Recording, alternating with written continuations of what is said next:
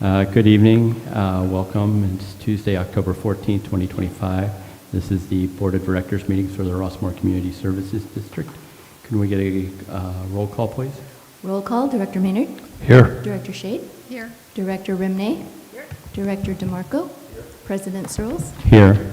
And now to lead us in the Pledge of Allegiance, we have Girl Scout Troop 2093. Would you all please rise? Ready, begin.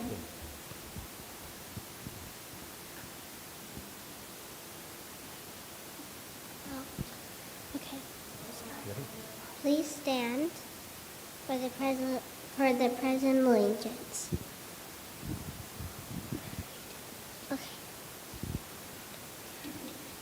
Yes. Okay. Let's go. 1, 2, 3. I Pledge allegiance to the flag of the United States of America and to the republic for which it stands, one nation, under God, indivisible, for liberty and justice for all. Alrighty. Thank you, ladies. If you'll just wait a moment, we'll present you with some pins. And tonight I'd like to have Director Shade offer the pins. They're usually on the podium.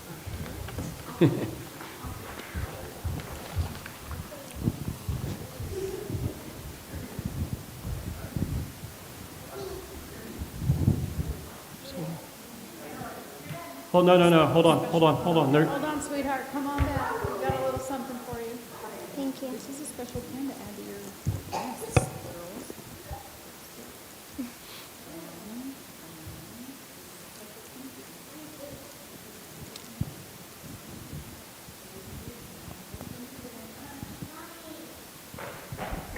Thank you, ladies.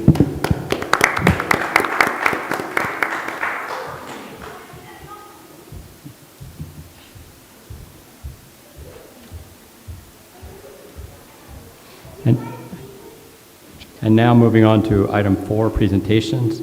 We have with us this evening the Rossmoor Community Services District General Clerk Jessica Verduzco, giving us an overview of the CJPIA Risk Management Forum that she attended. Welcome, Jessica.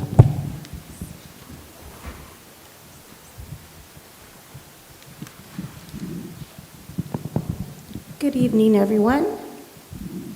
I would like to take a moment to sincerely thank the Board of Directors for allowing me the opportunity to attend the 30th Annual California JPIA Risk Management Educational Forum. It was an honor to represent our organization and participate in such an insightful event. The forum offered valuable insights on a variety of topics, including strategies for preventing sexual abuse and protecting the vulnerable populations, an issue that continues to be a critical focus for all agencies. The discussions reinforced the importance of proactive policies, staff trainings, and creating a culture of awareness and accountability. In addition, the forum also provided an excellent opportunity to network with professionals from other member agencies and allowed me to personally introduce myself to the wonderful staff that I interact with at CJPIA. I truly appreciate your continued support in providing these opportunities that enhance our professional growth and strengthen our organization's commitment to safety and prevention. Thank you. All righty. Ms. Landers, did you have any comments regarding Jessica's attendance? Really, only to say good job, Jessica. I know you were a little bit nervous, but it does give the board a little bit of a chance to see what it means when we send somebody on our staff to these conferences, and they really do mean a lot. Even just the networking aspect of it is just really important for our staff. So thank you again for allowing Jessica to join us there. Thank you. Thank you. Let's see if the board has any questions first, if that's okay. I was ready to go. Director DeMarco, any questions? No, thank you for attending. Of course, thank you. Director Rimney? I just wanted to say thank you for bringing to my attention that Dr. Lucy Jones was going to be talking about earthquakes. I mean, the CJPIA people are amazing, but when you bring in high-power experts like Dr. Lucy Correct. Jones, you can really see what we get. Yes. And thank you for attending. Of course, thank you. Director Shade? I am super excited that you were able to go and participate in this so that you could get a feel for what's going on out there and being a part of it, networking as well, and just getting firsthand knowledge on all the training and everything that goes through. So I know it helps you on many levels, and it also helps the board as well. So thank you. Thank you. Director Maynard. Thank you for coming here tonight course. and telling us about that. So it's good to see you out. Thank you. Thanks for also giving up time from your family to go to this event. So Yes. we're glad that you went. We're glad that you got some value out of it. Yes, I did. Thank you so much.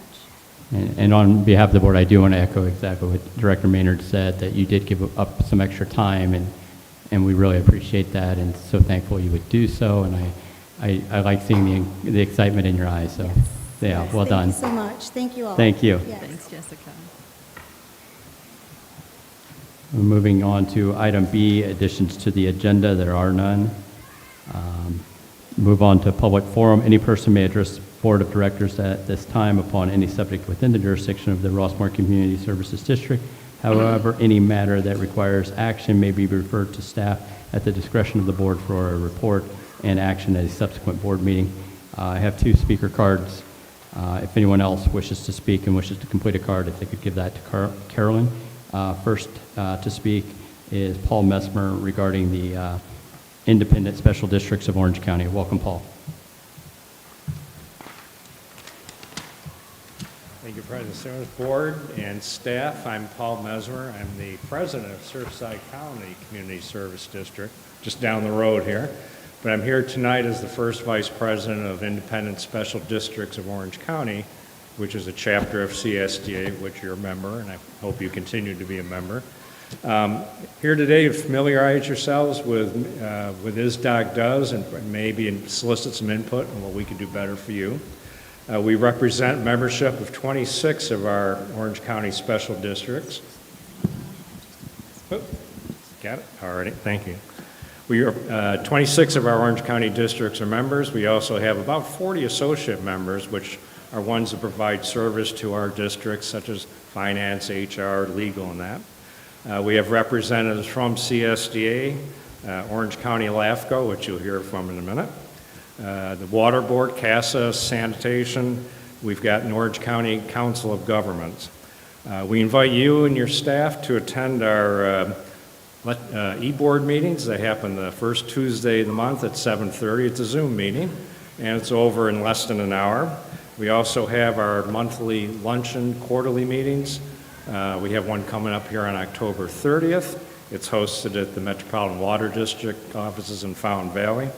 And just to give you an idea of what we have for guest speakers we've had in the past, we've had the Orange County Board of Supervisors, Orange County Transportation Authority, the history of Irvine and the future of Disneyland, Orange County Intelligence Assessment Center, Registrar of Voters, John Wayne Airport, the Orange County Sheriff, and last time we had Orange County Fire Authority. Each member of ISDOC has a slot offered them to give a presentation. I'm not sure that Rossmoor CSD has provided one in the past. We'd certainly welcome your input. I know as a special district, community service district, you may think it's boring. It is not. People like to hear what's going on within Orange County. In conclusion, I just, again, ask you to contact me, what ISDOC can do to support you, and encourage you and your staff to attend not only our e-board meetings, but our quarterly luncheon meetings. Thank you for your time tonight. Thank you. In addition, from OC LAFCO, we have James Thistler. Welcome, James. Thank you, Mr. President. Good evening. Good evening, directors and staff and members of the public. My name is Jim Thistler. I am a director at Mesa Water District in Costa Mesa, but I'm also your special district representative on OC LAFCO since 2011. And I have made it my objective since 2011 to visit every independent special district in Orange County yearly. Had a little trouble during the COVID years, but this is approximately my 12th visit to your district since 2011. I like to just check in, stay connected, let you know I can be a resource or an answer to questions should you have something that you'd like to ask me about LAFCO. Of course, the staff's always available there, but if you want my opinion, I'm available. You have in front of you a special district dialogue. That is not really the form it's sent out in. It's an email blast because it's purposely kept to one page, 4 to 6 bullet points, but you'll see there's hyperlinks in those bullet points, and those hyperlinks will take you to multiple pages of information on the LAFCO website should you be interested in any of those topics. I've been putting that out for about 5 years now, every quarter, and it goes to every board member on special districts and general managers. Latest news at OC LAFCO is our executive officer, Carolyn Emery, retired April 1st. We've been using interim executive officer, who was the assistant executive officer, Luis Tapia, and last week we voted to extend the contract to him. He accepted, so he is our new executive officer. He's been working at LAFCO for about 10 years. The special district dialogue that you have there in front of you is the issue that came out in August, and we're working on our newest edition. It will be out later this month or the first week of November. And I just am here again to check in. Great to see you, and thank you so much for your past support when I run for the office, but I don't want to just show up every 4 years. I try to come every year and then touch base quarterly. So it's a privilege to me and something I really enjoy. So thank you so much. Thank you, Mr. Pissler. We have a card from Doug Smith in regards to the Catella I-605 off-ramp warnings. Welcome, Mr. Smith. Yeah, thank you. Good evening, everyone. Good to see everyone tonight, and appreciate all your help and hard work here. Excuse me. There's been obviously construction going on for the Catella Avenue I-605. Excuse me, I have allergies, sorry. For the intersection over there, active construction now. One of my main concerns with it was the reconfiguration of the off-ramp, which will be right next to the on-ramp on the north side of Catella and immediately east of the freeway. So just past Epson on that side. So I was working, and other people were working, to try to keep it as a configuration which had zero chance of wrong-way driving onto the off-ramp. But the configuration that's going to be built is 100% chance of a wrong-way driver turning left and going inadvertently onto the off-ramp instead of the on-ramp. They're totally adjacent to each other, and so now there's a chance of wrong-way driver. So with Ms. Landers and some other people, we've requested some additional signage up there. So usually you have a sign that says, stop wrong way or something like that. It was asked that they could add some flashing lights to it to get attention, and I believe the response was that the flashing lights for those sort of signs are used in residential areas, but not at freeway entrances or exits.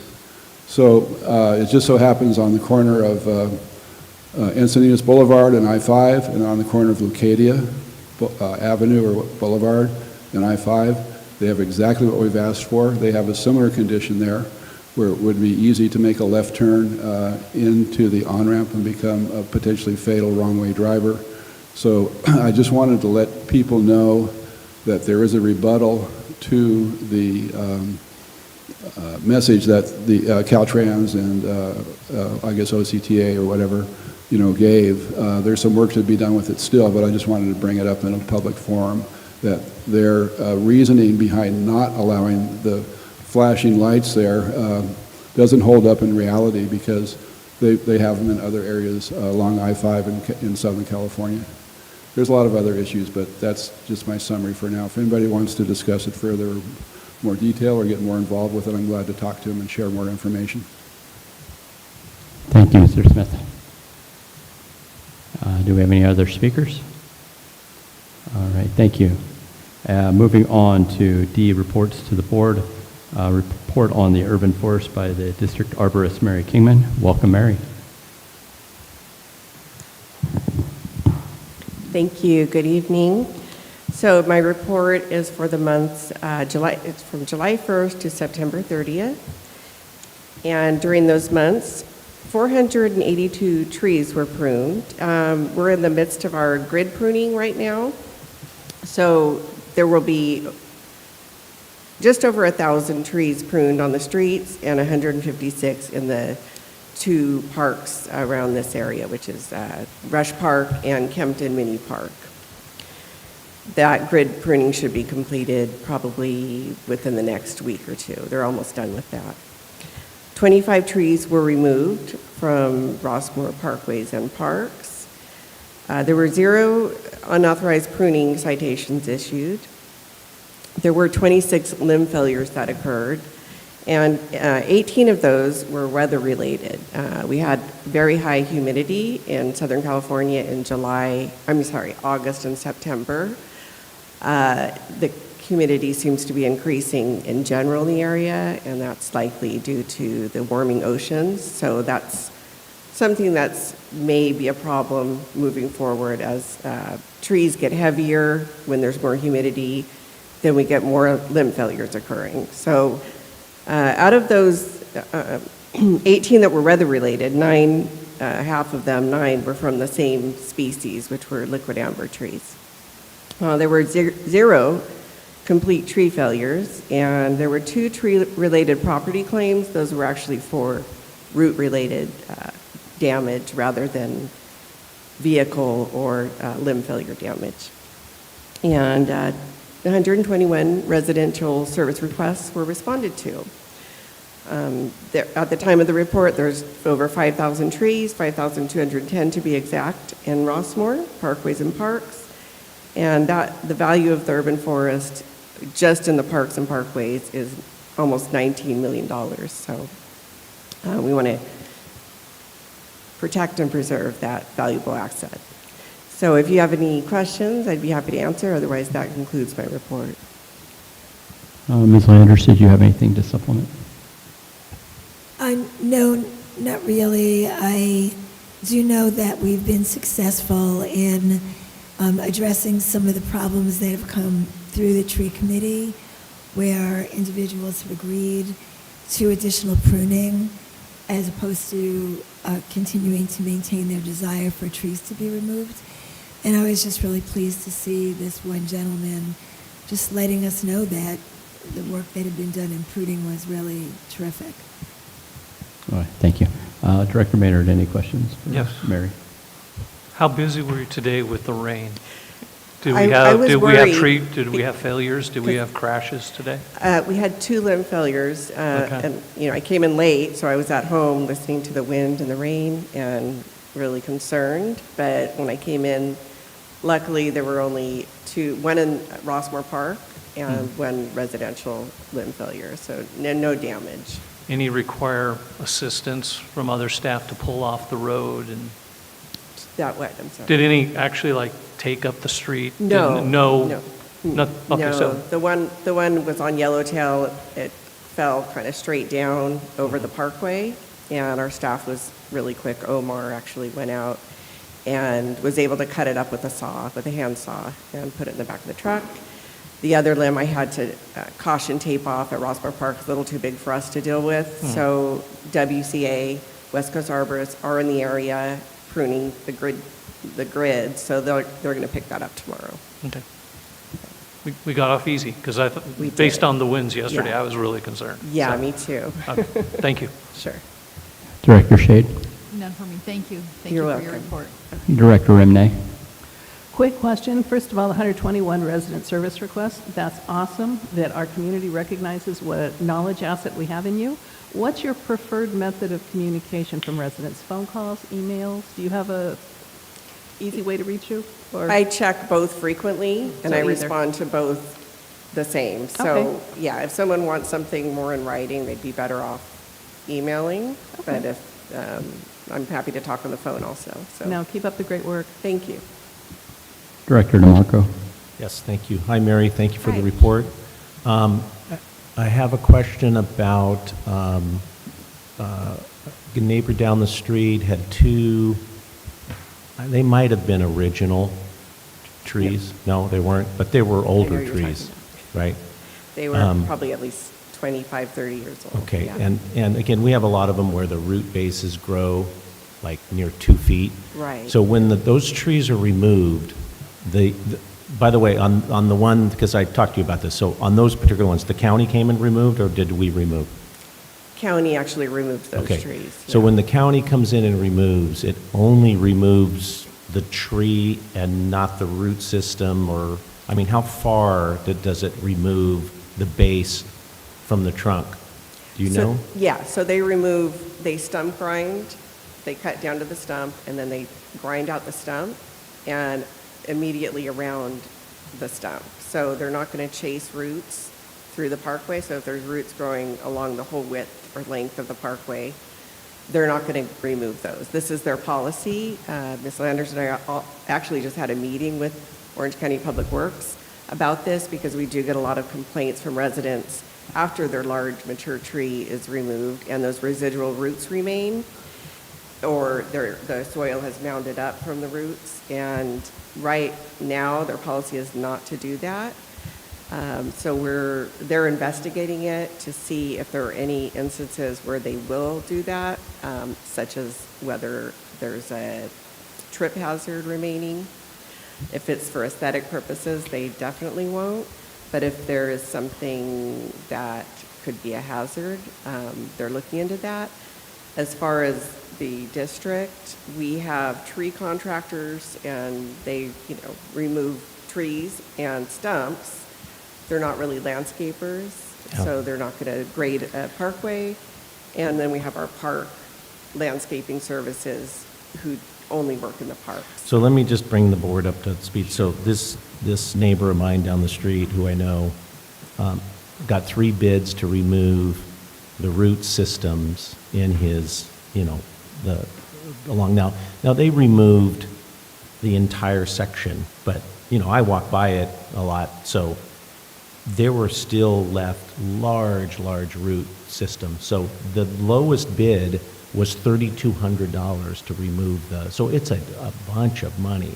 And my question is when county comes out and removes it, they have the machine there already, okay? And I'm just wondering, because again, I witnessed it, they took out the giant tree and went down and, they have that grinder, right?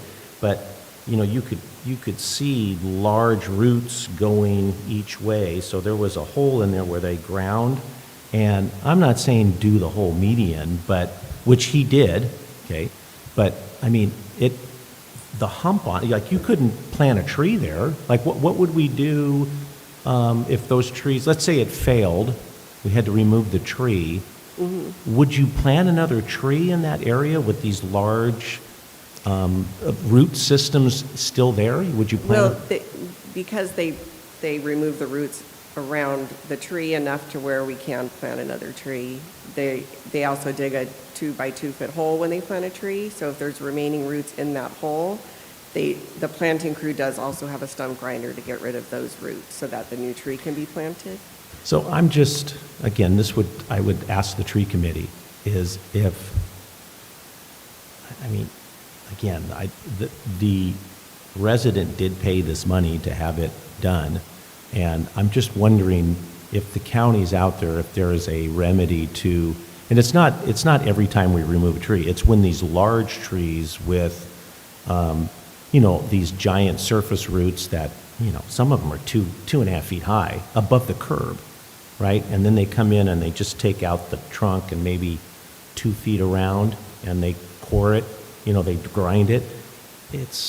I'm just wondering if there was a way to grind, to kind of communicate with the resident and come up with options since the machine is there right then, and I don't know what the solution would be, but it's, we tell our residents, hey, you can't touch the tree, don't touch the roots, and then the trees were removed, and then he's left with, an unsightly, mound of root system where he's got to pay $3,200 to have it removed. It's just, I'm just wondering if there is another avenue to to where they pay less or something like that? Because, he had to go contract that Right, out, yeah. where the county's there with the machine. Yeah, we do get a lot of complaints because most of the trees we remove are mature trees, so they do have a lot of residual roots. I think the issue is that the county has a contract with West Coast Arborist like we do, and in that contract, it says they're only going to remove the tree, the trunk, and the immediate roots. So it would involve a whole nother scope of work to actually, that would be almost considered landscaping in the parkway because. So again, just hearing what you're saying, at the time the trees are removed, now, so these two trees, I'm sure, were scheduled. They didn't, there was something wrong with them, or? They were diseased, They were yeah. diseased, okay. But they were scheduled to be removed, right? Yes, they were. Okay. So I'm just wondering if West Coast is going out there anyway, if there was a pathway to discuss with the homeowner, hey, they're going to be out on Thursday with the grinding machine, here's their bid to remove all the, and if they, I'm sure they're a contractor, I'm sure they would. The problem is with West Coast Arborists, they're a municipal tree company, so they don't take. So they don't take, all right. Yeah, they're not going to take. No credit card machine, Tony. Yeah, okay, all right. Like individual, It's, work orders. it was just a lot of money. you Yeah. know. Yeah, When I I found out it understand, was that yeah. much money, wow, that's a lot of money. So, okay. I So- wish there was a. I know, a no, better I hear you. solution. It I is, hear it you. is a. I just wanted good to bring it up. question, and we did bring it up with Orange County Public Works. We haven't received a response, and other than it's their policy not to do that, but they are looking into it.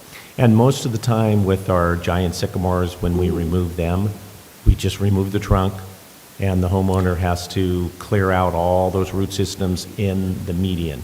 Yeah, the sycamores usually have above-ground roots, which they will remove if there's a large above-ground root system, surface roots. So that usually gets removed. They're not going to leave large surface roots, but what you were referring to was actually soil mounding caused by roots running under the ground. So it's different than the surface roots. All right. Thank you for the explanation. You're welcome. No questions. Thank you, Mary. Okay, thank you so much. Mary, I want to thank you for that clarity that you provided. Because Okay. just at the end, I was thinking it was the roots you actually see above and they're not addressing it, but you're saying they are. You added a level of clarity that I'm actually very thankful for. Okay, you're Thank you. welcome. Yeah. Thank you.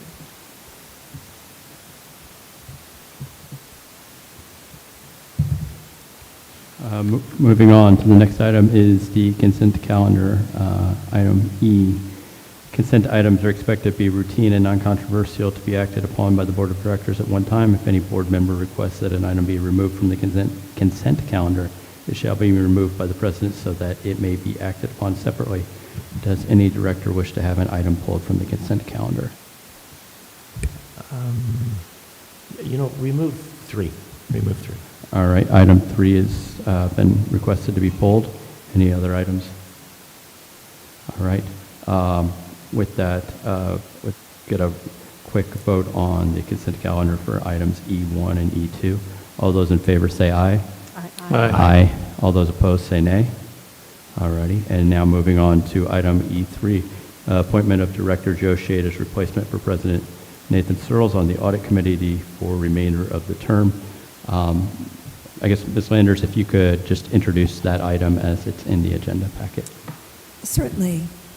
So we are at a point in the year where the audit has been completed and will be shortly in front of the Audit Committee for review, and then it will go to the board for review.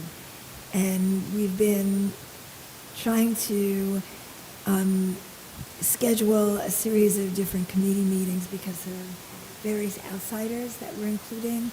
And it's turned out that in this particular case, President Searles is running into some problems being able to attend this meeting, so he's suggesting that Director Shade take his place. I anticipate it would only be one meeting of the committee, and then it would go to the board.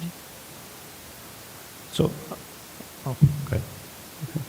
Go ahead with any Oh, okay. discussion. So yeah. I'm just, it's, isn't there an alternative? I mean, don't you pick alternates? I mean, I just have never seen it on the consent calendar, so I just wanted to get some clarity. I'm not in objections to it.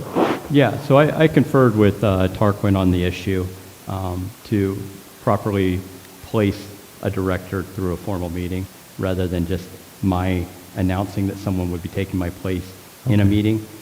And I thought it was more important because of it being one, it's an official position, right? The audit committee takes a greater detailed role. And so if I didn't treat it with the same sincere, dedication to seeking that person, then it would, I didn't want to put someone in a position of saying, just show up and it'll be fine.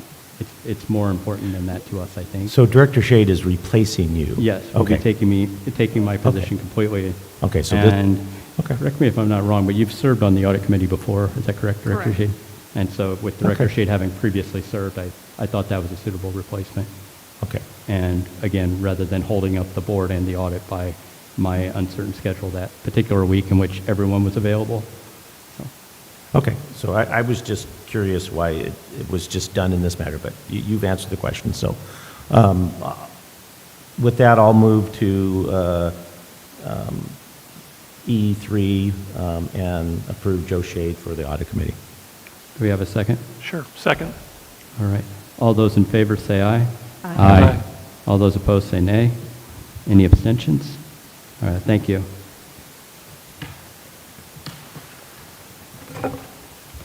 Moving on to item F, public hearing, there are none. Moving to item G, regular calendar, item 1, introduction of ordinance number 2025-01 regarding revision to policy 6011 concerning the rules and regulations for the use of district property. 6011.70 prohibited activities. Ms. Landers, would you like to introduce the item?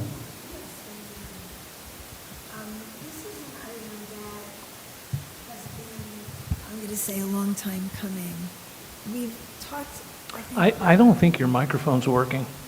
I don't know, it's like... Are you able to hear me now? I can barely hear you, but I'm not sure. Is her mic working? Josh? Audience says no. What about tech in the back? Is it? You got to get closer to it, Sharon. Yeah. Okay, I'll do that. Before I was so close that it was buzzing, so I was trying to back off a little bit, but thank you. So this is an item that there's been a lot of informal discussion about, I'm going to have to say, because there's been quite a lot of concern about e-bikes in the parks. And safety has become an issue.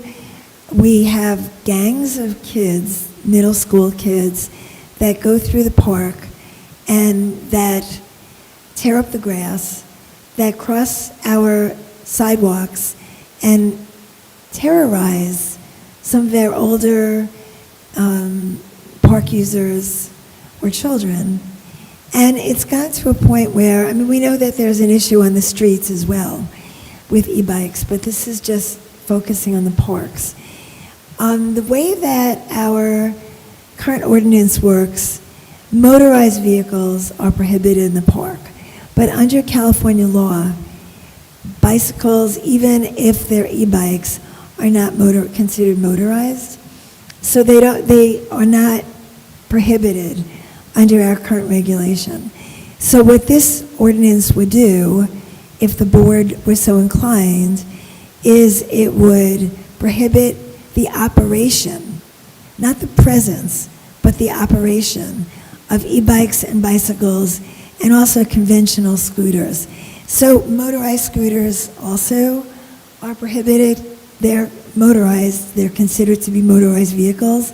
They're currently not allowed in our parks, but conventional scooters are. So I looked at all three as something that we might want to address. It's really hard to tell the difference between bicycles and e-bicycles. So, and also, it's rare to see somebody riding their bicycle across the park. I have seen it, but if they're trying to use it for transportation purposes, they can go around. easily. Our parks are not that big. So what this would do is it would prohibit the operation, not that you can walk one through, but the operation would be prohibited for e-bikes, bicycles, and conventional scooters.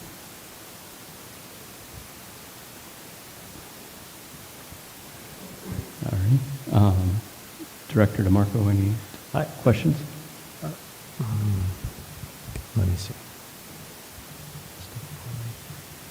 We left the committee with kind of, we agreed, but then this is the, well, when I got the package, this is the first time I've read it. So can you touch on the direction the committee gave, and then what these, because it's all bikes, right? We went with all bikes, anything operational, pedal bikes, which goes all the way to e-bike, motorized, correct?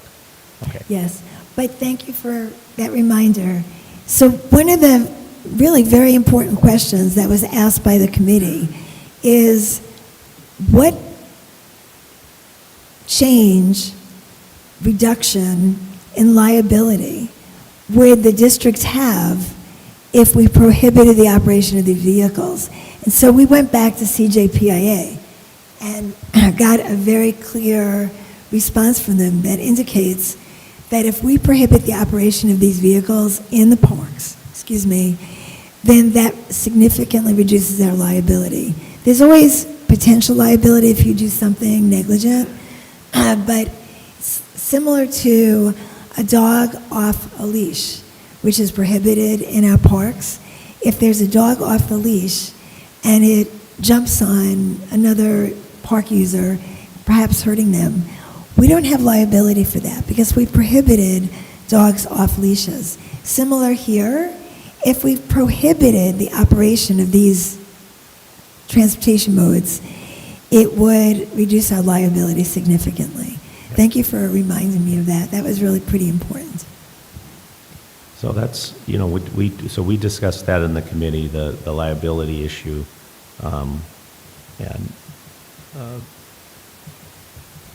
Ms. Landers did it very similar to the dog on the leash. So if you prohibit it, we don't have liability if someone gets run over by one of these e-bikes.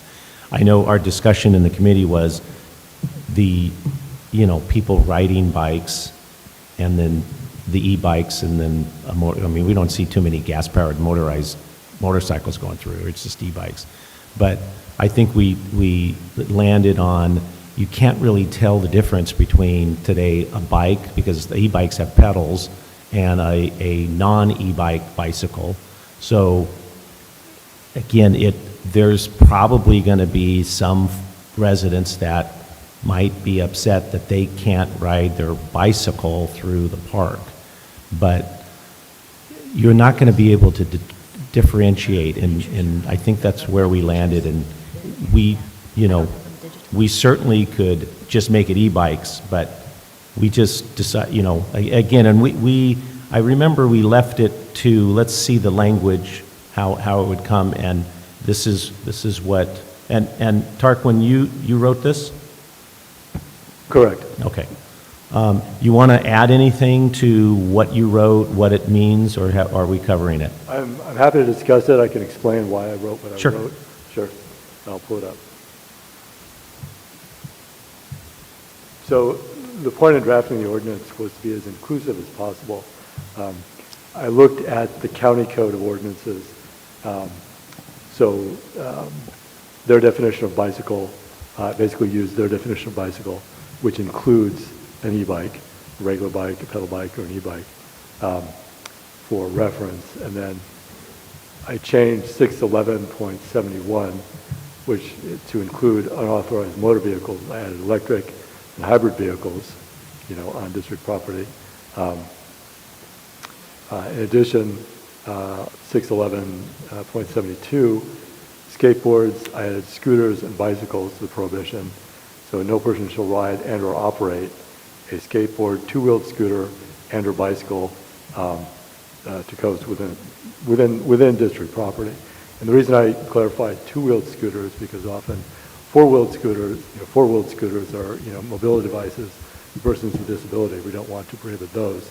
So clearly this is limited to trick scooters, whether electric or regular, or skateboards, whether they're electric or regular, as being prohibited from within district property. Okay.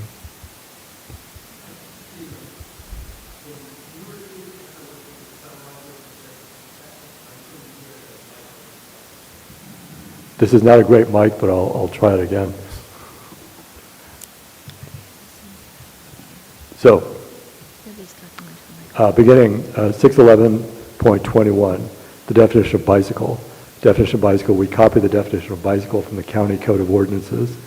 It's substantially the same, which includes both a regular bicycle as well as an electrical bicycle, an e-bike. 611.171, in addition to unauthorized motor vehicles, we added electric and or hybrid vehicles, prohibiting those vehicles from operating on district property.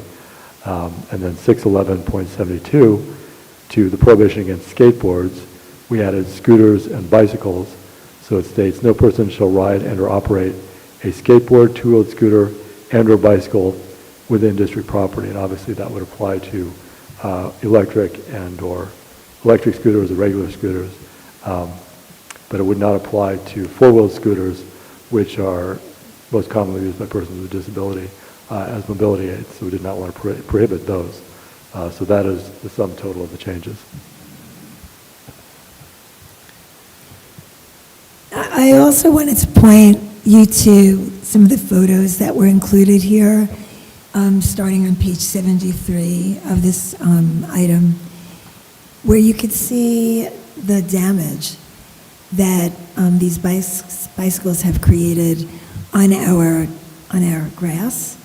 And, you know, we try to keep up with blocking off the area and then reseeding, but it's just impossible to keep up with it. And then if you look at,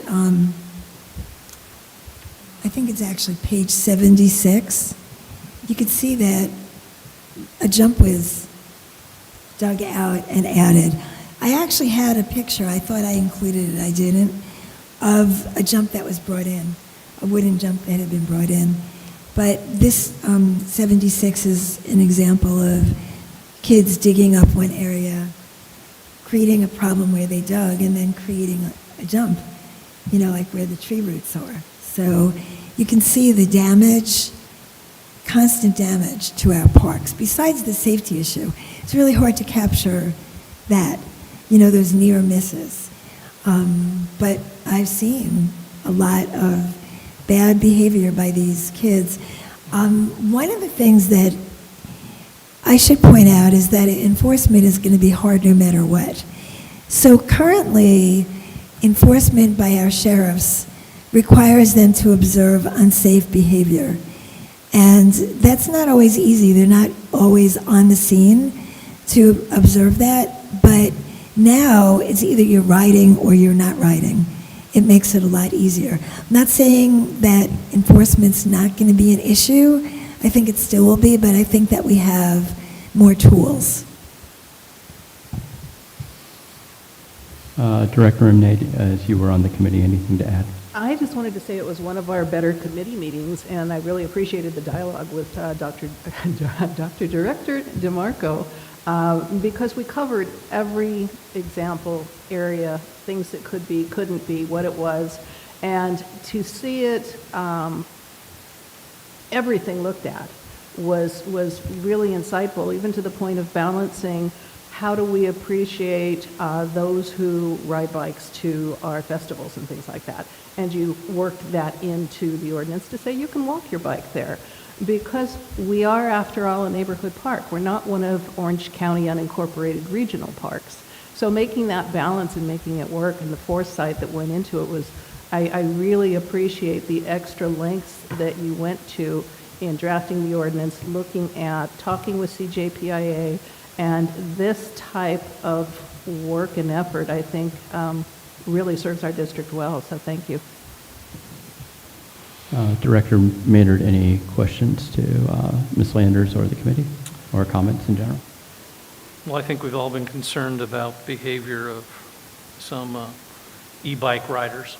I don't want to clump them all into this guilty verdict, but I've seen things, we've all seen things, we've got pictures of damage. So I like the intent of the ordinance. The only thing that I'm not completely sold on is standard bicycles and scooters. Because I remember many times as a father riding to this park and the other park with my two daughters on bicycles, on scooters, and we weren't doing jumps, we were doing things, but we didn't stop and walk our things. We rode around, we played lead the, it's that game where follow the leader when we're on bikes when they were little, and I just have a hard time depriving other families from enjoying a park with a bicycle in safe, responsible ways. So I am concerned about the standard bicycles. I think it's pretty clear when you see an e-bike and you see a kid on an e-bike, there is a difference. I clearly see it all the time when I see people riding down Tiger Tail where I live. So I'm not a fan of the scooter and the bicycle being part of this ordinance and policy. Director DeMarco or Well, Director Rimney, I think you need to so explain further because you did. But yeah. So we looked at that, and certainly that was a big discussion, is how far you go on this ordinance in terms of self-propelled and non-self-propelled. Okay, whatever's going to come out in the future and whatever there is now and whatever there was, if it has a throttle or, you got to define it, and we're waiting on the county to define it, and so we just kind of took what the county defined. But we definitely talked about that, okay? And certainly to the trained eye, I don't know, from 100 feet away or 200 feet away, can you tell that center, because I don't know in a year or 2 or 5, how small can I fit that battery in the pipe of the bike to where it looks just like a Schwinn Cruiser, okay? But it's still being propelled. And it came down to, all of us, because we can certainly change this and exclude pedaled bikes, but who's going to enforce that? Like,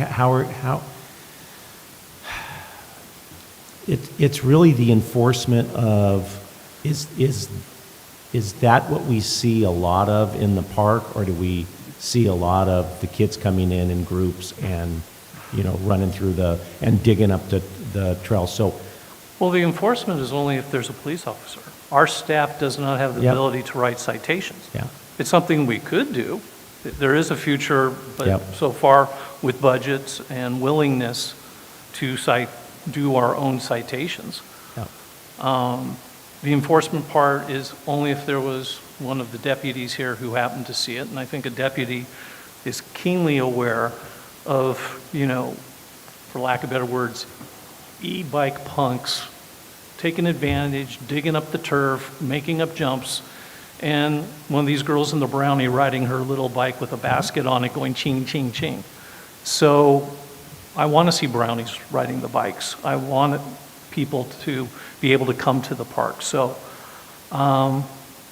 this is our first reading. Yeah. I'm just saying that right now I'm not comfortable voting, taking away kids' access to the parks with bicycles and scooters. I get skates. I get the skateboard because skateboards fly off feet. There's a danger. Besides that, I understand that's also its own little culture with the skateboard, but I look at bicycles without motorization, period, and I look at scooters. And then what should be enforced is reckless behavior, which, again, the cops or our deputies could see and still go up to that person with the bike and say, no, that's reckless, I'm citing you. Yeah. We did talk about the kids' scooters, can we make it by wheel or length or whatever? We did discuss that because you're right, the 2-year-old bringing, 3-year-old bringing their little scooter in, okay? That is self-propelled, okay?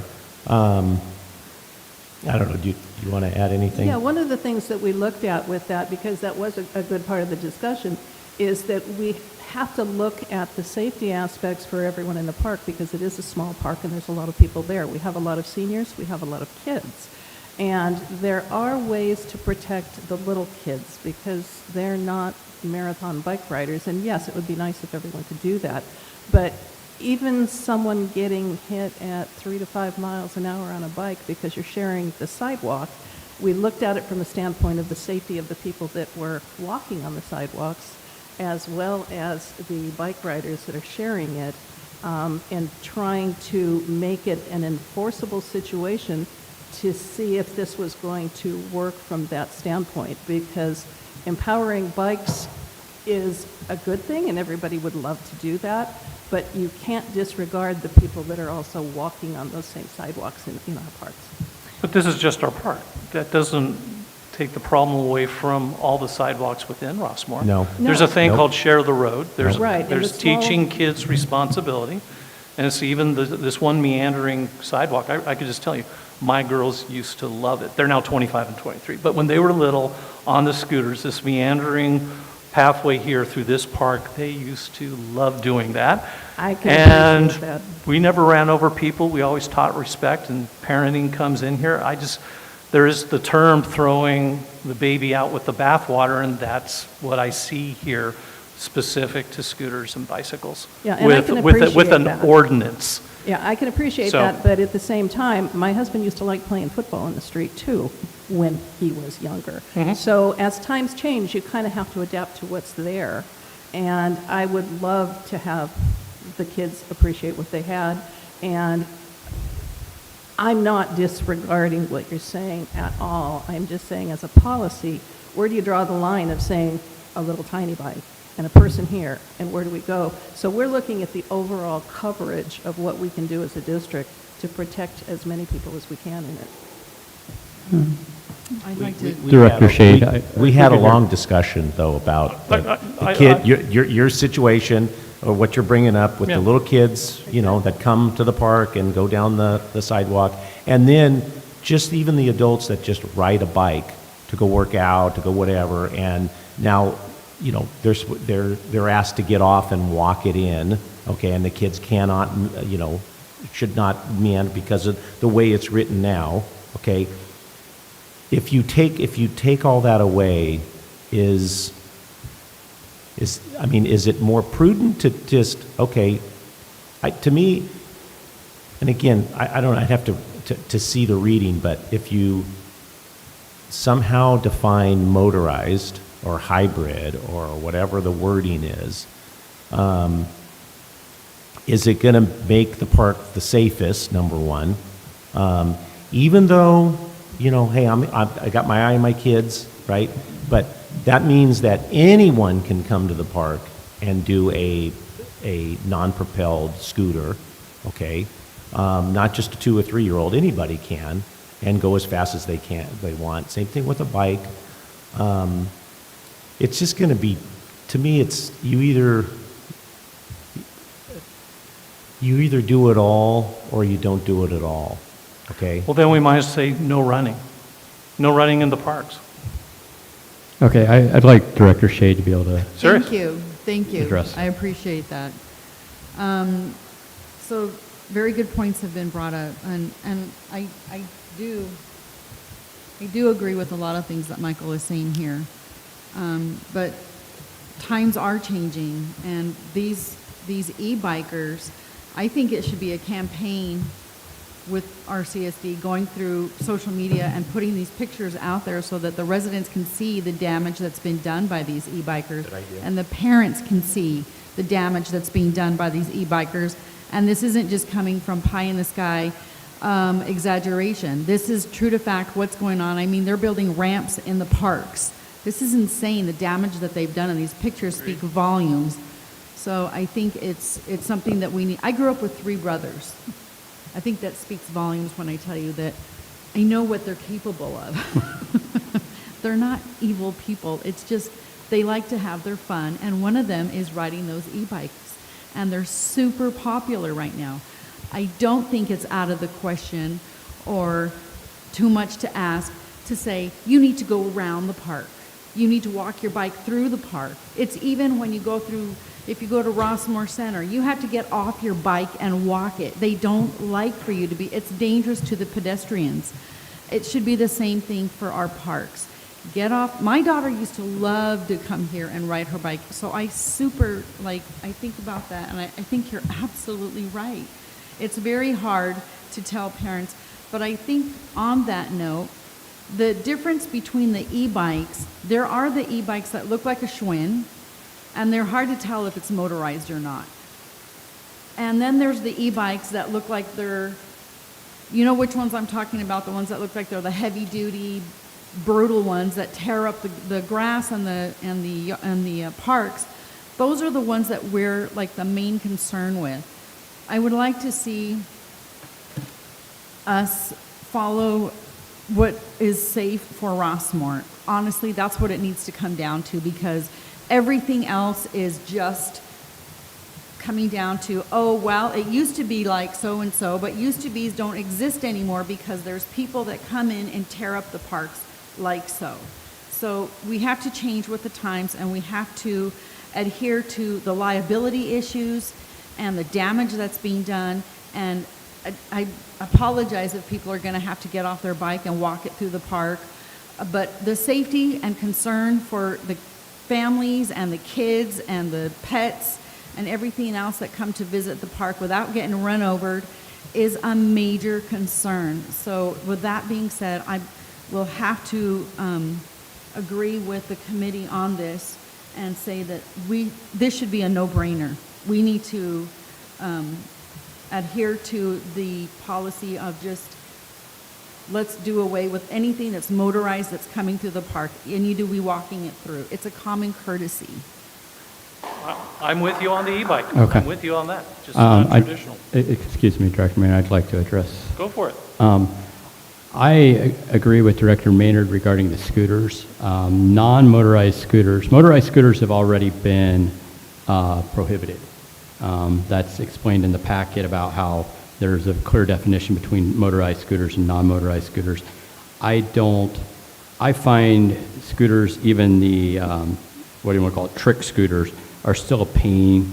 It takes a lot of work to get up to an unsafe behavior with them, in my opinion, versus the opposite end of that, which is a unmotorized scooter with a 3 to 6 year old is one of the growth opportunities for them, and it's nice to see that activity. In weighing that, I would say I don't know that we have enough dangerous activity regarding non-motorized scooters to outlaw them in the park.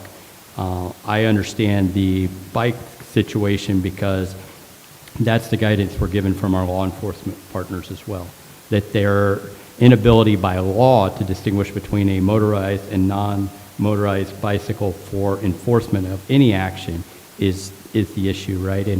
And when Interim General Manager Landers and I met with the Sheriff's Department, one of the items they raised with us was cyclists who have been rolling through stop signs are getting ticketed more often. And why? Because they can't do selective enforcement. So Director Maynard, you might like to say that they don't give tickets to Holly or Little Billy on their training wheel bike, but they have an issue of, well, you're discriminating. You're not giving a ticket to the one on the bike here, but you are on me, the e-biker, because of why? Because you don't like me? Because you don't like my parents? You don't like this? And they don't get into that. The Sheriff's Department, the CHP aren't going to get into selective enforcement, and that's the issue. So the only way they can enforce e-bikes, as they've given us this guidance, is outlaw all bikes, and then we can enforce it. If you don't outlaw all bikes, we're not making the judgment calls. So, But in that example you just said, a road bike goes through a stoplight. Bicyclists still need to follow the rules of the road. So they aren't being penalized for the type of or mode of transportation. They are, in the example you just said, okay, that's for the behavior. And I believe any behavior should be penalized, should be taken into account. There needs to be accountability. So you're missing the point here, which no, but you missed the point with what you said.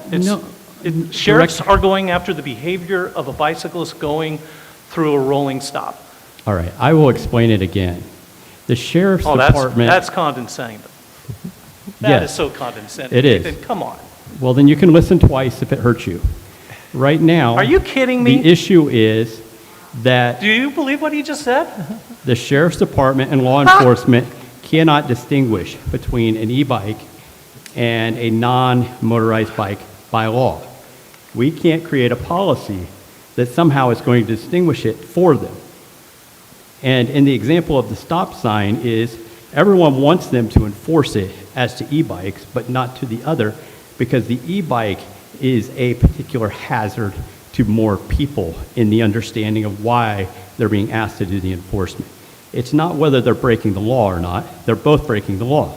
I'm pretty sure if we put up a sign that says you can't do the motorcycles or the other bike, they won't do either. So it's an enforcement tool. It's not about anything other than creating the law. What you said was if a cyclist, a non-motorized cyclist breaks the law, they'll get ticketed under this. And I'm saying they will.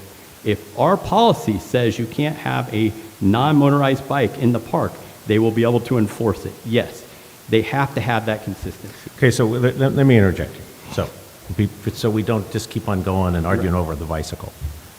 Is there, because what President Searles just said about scooters, let's just take scooters. Okay, so just thinking about a motorized scooter, you have both feet on it and you're propelling. You can tell someone on a scooter that's motorized differently than when you're using your foot to motorize, unless you get going on them and then go. But you're still going to have to, so it's a different, you can, and then I'm thinking about the kids too with their scooters also, that what you just said, going through.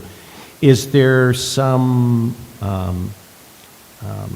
acceptance, or would there be some acceptance if we took the scooter part out and left the bike in? 100% from me. Okay. You're halfway there. Okay. Well, would that, so Director Maynard, you would want any non-motorized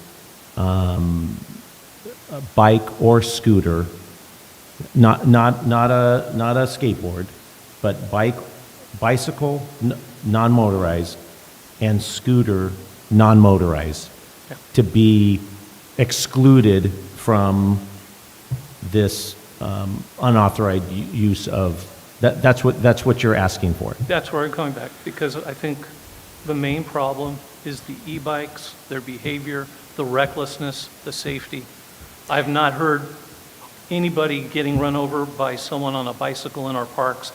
I have not seen any pictures. Now, granted, once you make jumps and people see a jump, I'm actually cool with signs that say no bikes on the grass. So I just wish, a non-motorized bike would be red and an e-bike would be black, and then we could tell them apart. But I know that it's very difficult today to tell, because they're coming out. We don't know what's going to come out next year or the following year. I don't know if it's, I'm just thinking right now, is it that big of a burden to prohibit all bikes in our little bitty parks? You can still drive around the park, right around the park, but yes, you can't go through the sidewalks. And over at, Rossmoor, yes, you can't go through them. You would have to walk them.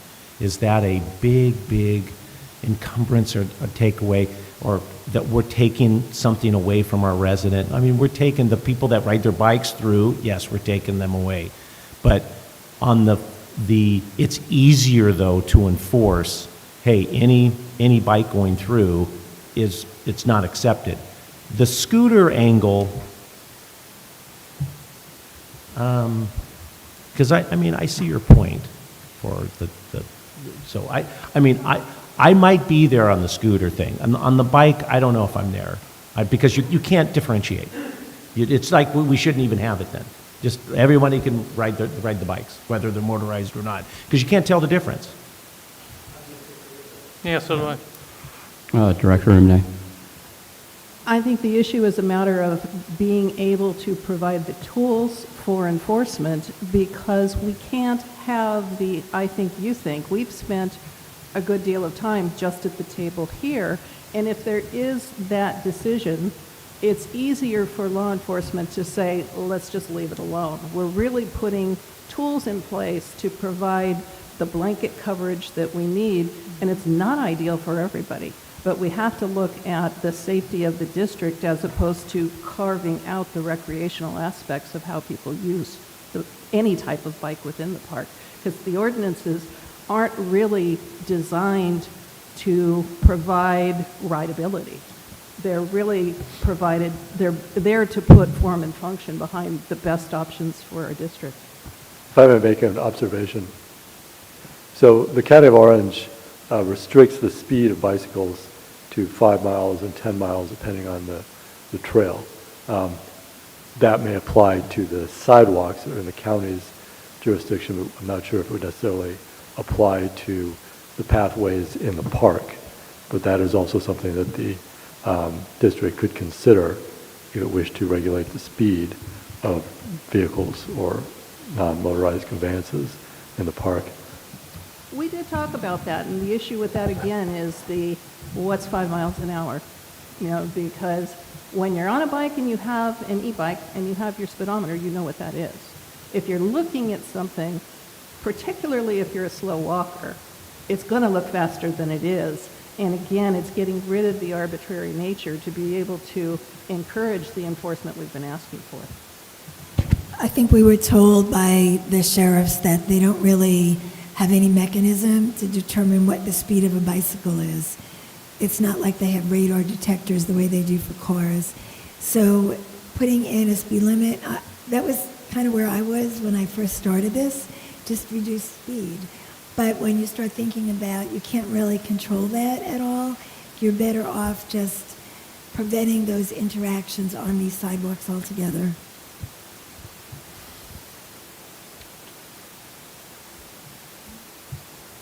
How many readings are we going to have for this?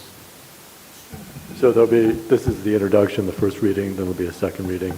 The ordinance, if adopted at the second reading, it will become effective within 30 days thereafter.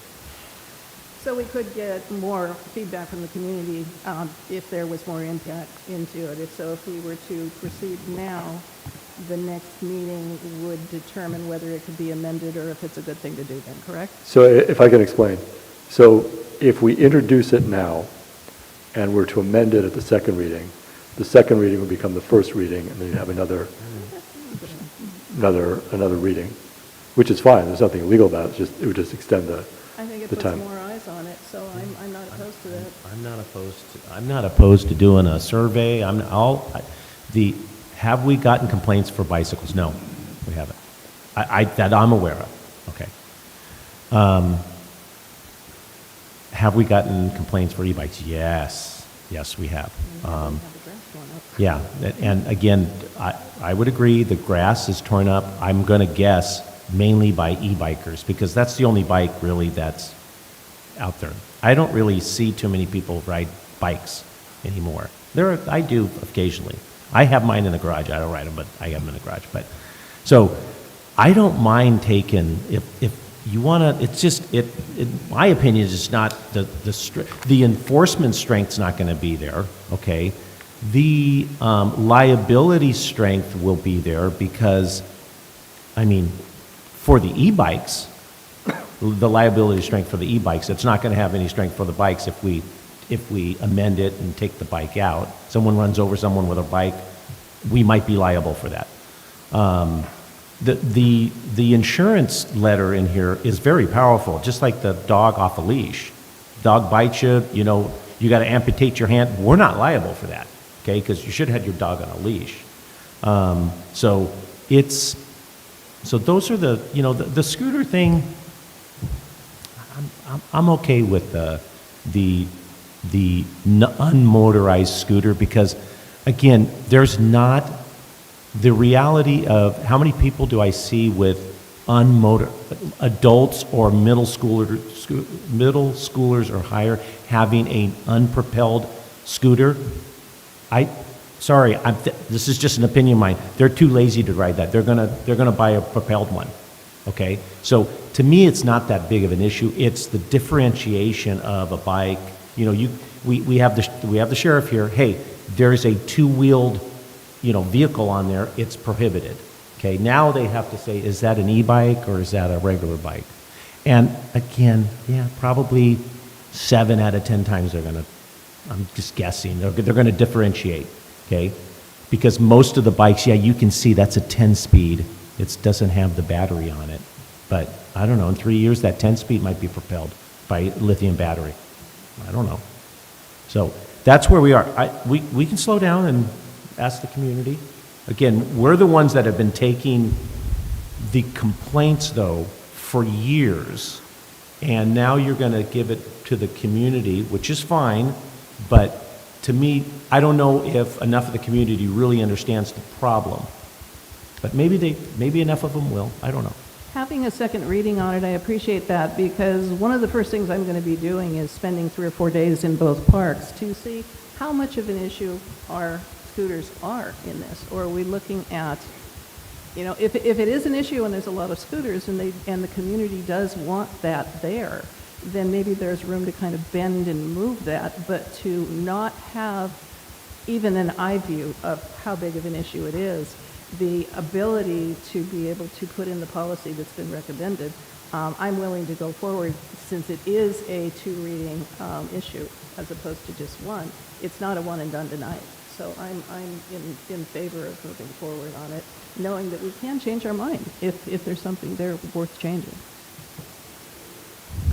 Now, just for clarification from the committee, are you saying that you would do a first reading tonight to remove the scooter language, or you're saying you want to do a first reading with the language that was in the agenda?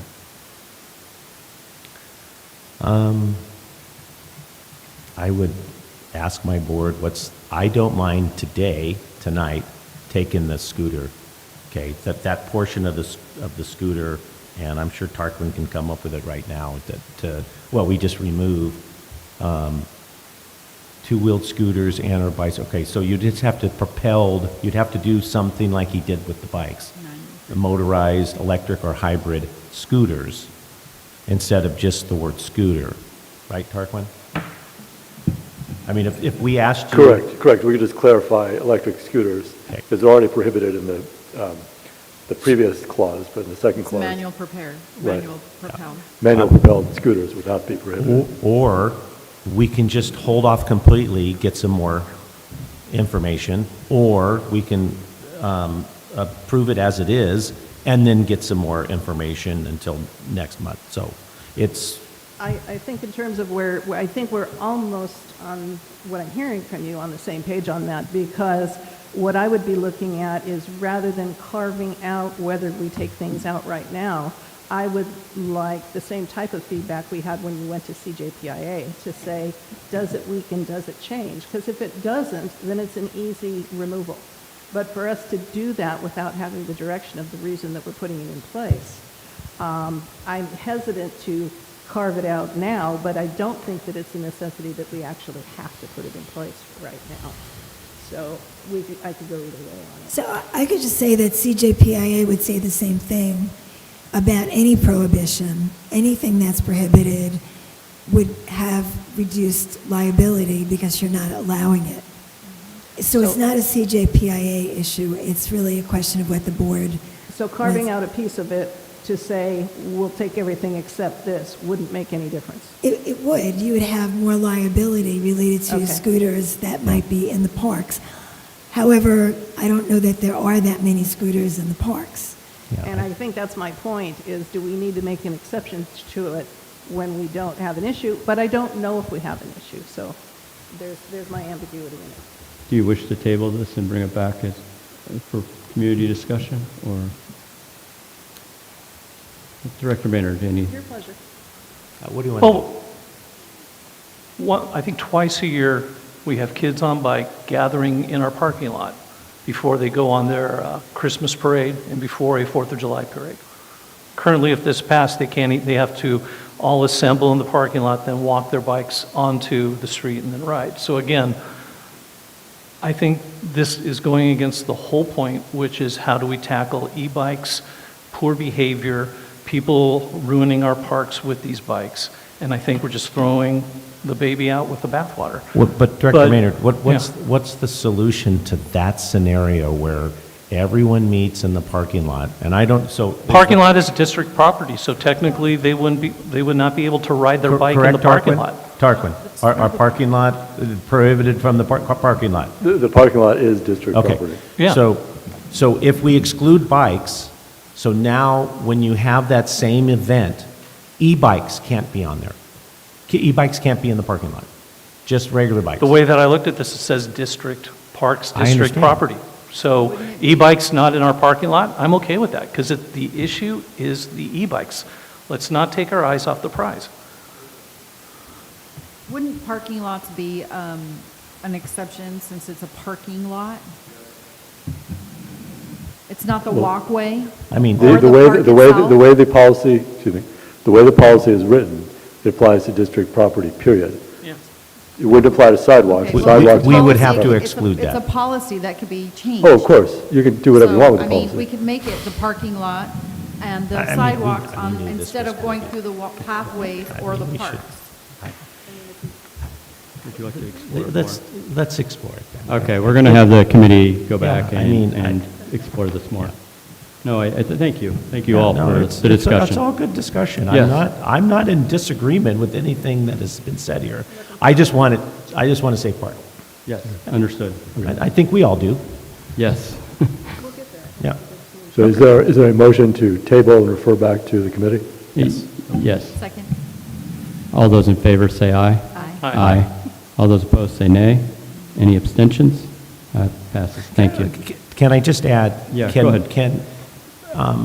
Prior to the next committee meeting, can we get some feedback, do some social media, just put it to our residents I think those on? pictures need to be published. Yep, I think so too, and I think people try need to to come know. up, and, you know, you guys can discuss, I mean, or send it to the committee prior to the meeting, just to get some feedback on maybe a questionnaire or something. Can you possibly put something together prior to our meeting? Yes, Director. Okay, thank you. All right, moving on to item G2, discussion of recommendation from the CIP committee and direction to the interim general manager for how to proceed with capital project approved as part of the fiscal year 2025-2026 budget to replace the poured-in-place surface material at Rush Park Playground. Carolyn, can you introduce this for us a little bit? I'd like to be able to, but this is really Sharon's baby. Okay. I know that we're looking at switching out something that we have in the budget. We have $15,000 in the budget to paint Montecito Center. Okay. And she would like to trade that out to replace the swing set in Rush Park. Okay, I'll have Director Maynard and I go ahead and introduce it. Michael, do you wish to? What page is this? 82 out of Thank you, I 142. just had so much to read. 82. Just give yourself. Actually, our general manager's back.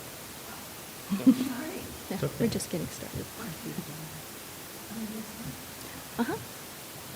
G2. Page 82.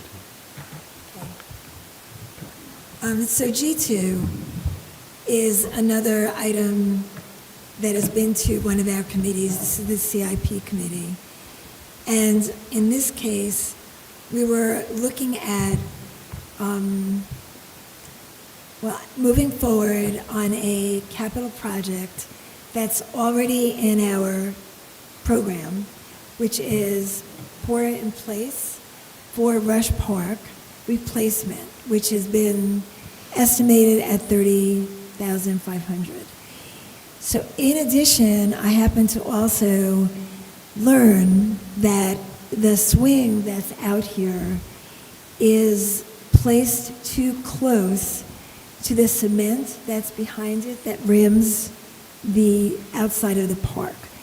There was a study that was done by CJPIA's safety folks, and they found that the swing, I'm not sure what the technical word is, but the distance that it goes too far over that cement.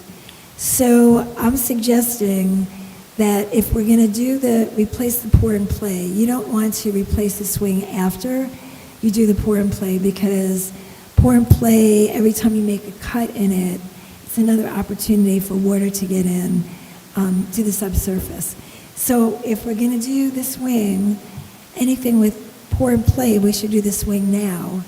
The swing estimate is $15,000, and I know that we've been very careful about how we've been budgeting capital projects. There's another, as it turns out, capital project at Montecito that's for the surface parking. That's also 15. And Omero, our maintenance supervisor, has told me that we could put that off if we need to for up to a year, although it could be that when we do our mid-year budget, we might be able to see that it would be possible to do that sooner. But in any case, for the pour and play, I think that we should, for sure, take care of the swing. The swing is extremely old. I'm not going to say that it's in bad shape. It's just old. And we have had to replace bolts on it, and we don't use original equipment, but from what we understand, what we replaced is safe. So I'm not suggesting that that's a problem. It's metal structure, and it's been there for a long time. I mean, nobody really knows how long it's been there, but it's metal structure, and it's in, I think, reasonably good shape. It's really this safety issue that makes me advise that we should move it, therefore get a new one at this point in time. Now, while we talked, when the committee met, one of the things that came up was, well, what about the sand at this playground? You know, maybe we should, if this is the time that we're replacing the pour and play, maybe we should also do the sand. And I've gotten an estimate for what that would cost, which would require that we have to, where we currently have pour and PIP, we'd have to remove that all the way down to the subsurface. So that piece would be a little bit more expensive, but the entire project was, I think it was $147,000 if we wanted to replace the sand, separate from the swing, which I'm saying that we could fund separately. So the issue became, we didn't have the estimate at the time, but the issue became, do we want to replace the entire sand area or just the current location where there's pour and play? Now, I will say that my understanding is that sand is not as safe as PIP. PIP is the safest, but if you rototill, which we do, your sand, so that it doesn't solidify or become compacted, it's acceptable. It is an acceptable substance to use in a playground. So it is acceptable. I think I covered everything. And lastly, the fiscal impact. Yeah, so the swing, we didn't really have an impact. Well, I mean, it does, because you're moving out another capital project. But we have the funding to do that. So that doesn't have an additional cost. But we've only budgeted the PIP at 30.5. And if it's 147 or 8, I can't remember if it's, I think it's, I'll tell you in a minute. 147, 310? 310. Yeah, it's 147, 310. You can subtract off 30.5, and anything in addition is money that we would have to identify. We have money in our unallocated general fund, but the board has been very, very careful to allow that funding source to build. I do think at some point in the future, we're going to have to come back and look at long-term how we want to handle our capital projects and how we want to designate funds potentially out of our undesignated capital funds, undesignated general funds, but we haven't done that yet. So it would be an impact. It would be $115,000 that we'd have to come up with funding for. Yeah, thank you. Director Maynard, would you like to add any comments from the committee? I do have one question. I'm asking for an estimate, or to the best of your ability. How much do we actually spend each year rototilling the sand? Is there any cost, is it primarily just labor? Do we have to rent a piece of equipment, or do we own the equipment to do it? Does anyone, No, we've been doing it roughly 2 times a year, and that's been done by land. but do you rent the, Landcare but you has rent taken the, care of it the last couple of times. you rent the equipment, or do we actually own the tiller So ourselves? Landcare is a company that we contract with, so they have Okay. the equipment. So that would mean that we would pay them in order to do it. Okay. Just so you know, this is to the board. Years ago, when we had to be ADA compliant on that park, I remember. I was the only board member who Yep, you wanted were. complete pour and play Yep. as an option. I And don't bet you- remember I it. bet you it was 48 grand back then, or if I had to guess, not 150. I know. It wasn't the You were amount that right. you see You were here right. now. It's not the amount that I see here. But I did ask Ms. Landers to price it out so we can actually have that discussion. The issue I see is if it's a 12-year life material at 147 grand, and you start doing the math for 12 years, as soon as this almost is paid for, if we did, we're not going to have financing or anything, but we're basically committing to invest $1,000 a month in one playground at 147,000 a year if you do get a 12-year, because 12 years from now we're going to have to do it again, and if you just amortize it. And that is a very expensive price tag for something that I think would be great. I know that it would be safer. It's just that's a sticker shock, I think, for all of us here. But bottom line, the approach that we've got older equipment that's held together with some screws that our talented maintenance and facilities people know how to take care of. It is an aging structure. It's the only original structure because everything else was replaced back in 2012. I like I don't want to call it a shell game because that's disingenuous, but the fact of we can postpone a project for next year over here, move things around here to address and get a new swing sit, which is a high-use item at our park. Every time you go, there are kids on it, sometimes waiting in line for it. I think that action is an easy vote for me to say, yes, let's go with the recommendation. The pour and play, that's just something that we've got the capital to do it, but what we're basically doing is saying that we're now taking on roughly, if you look at it, account for it, $1,000 a month operation for our playground. Because it only buys us 12 years, and then we have to replace it again at 147, and what that means is it's $1,000 a month investment. And I have a hard time with that. Director Shade. So I'd like to say, I'm sure it was a lot better rate back in the day for the pour and play, but here's the thing. If we would have done it back then, we'd be replacing it now. It already had to be replaced at least once, so we'd still be in the same spot. So I think we need to run with what we've got and just replace what we need to replace, but forget about that pour and play thing, because that ain't gonna work. $1,000 a month on maintaining that just doesn't, that's not in our budget. I think we just need to roll with what we've got and go for the safety and replace what we need to, and go that route, because it just seems like the only feasible thing to do, the only right thing to do, smart thing to do. Director Remine. I tend to agree with Director Maynard on this one because of a few items. One is that, yes, you can do a portion of it, but pour in place is actually, in terms of safety, ADA recommends and supports that, because sand is okay, but there's also other elements. There's like what type of bugs and critters and things like that are in there. There's periodic replacement of sand in addition to rototilling. It's a softer landing for kids when they are laying and they fall. And it's not a matter of, yes, it's a lot of money.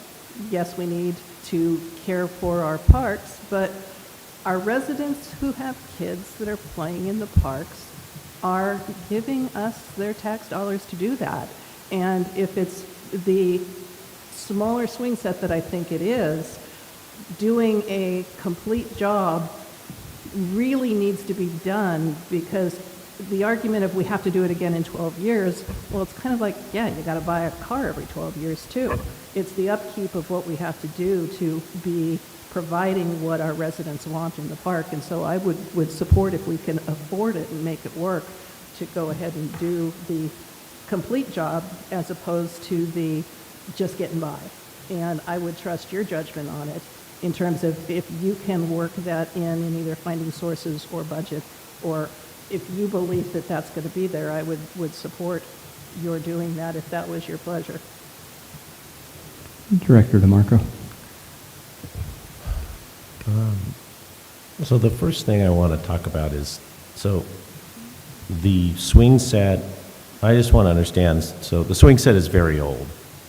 I'm sure when it was put in, it was compliant, or else it wouldn't have been put in. So the fact that it's not in compliance now would tend to tell me that something's changed in the regulations. I don't think anyone said it's not in compliance. It says the concrete's too close to the swing.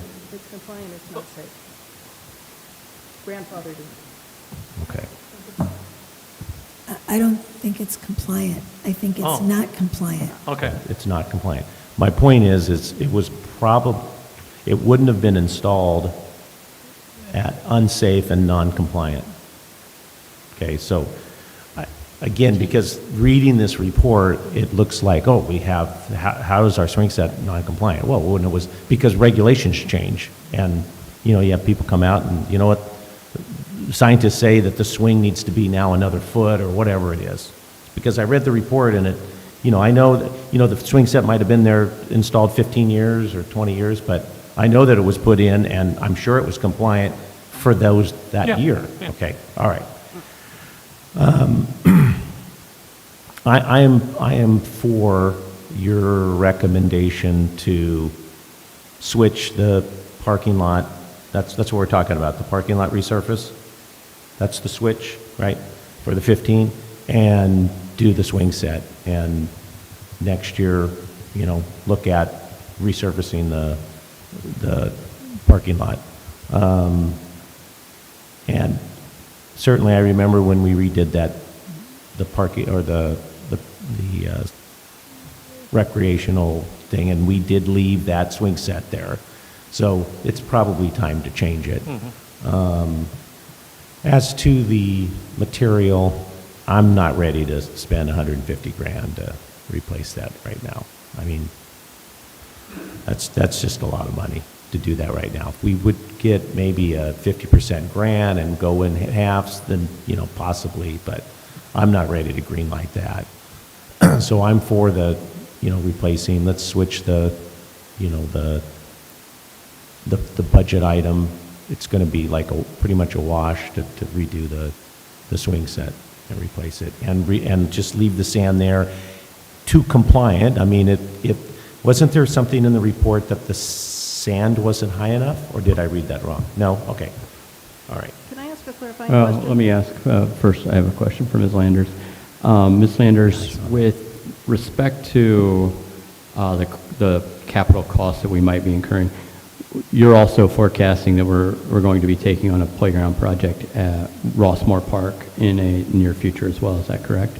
That is correct, and we've applied for a grant, LWCF grant, for $600,000, but the way that works, it would require matching funds of 50%.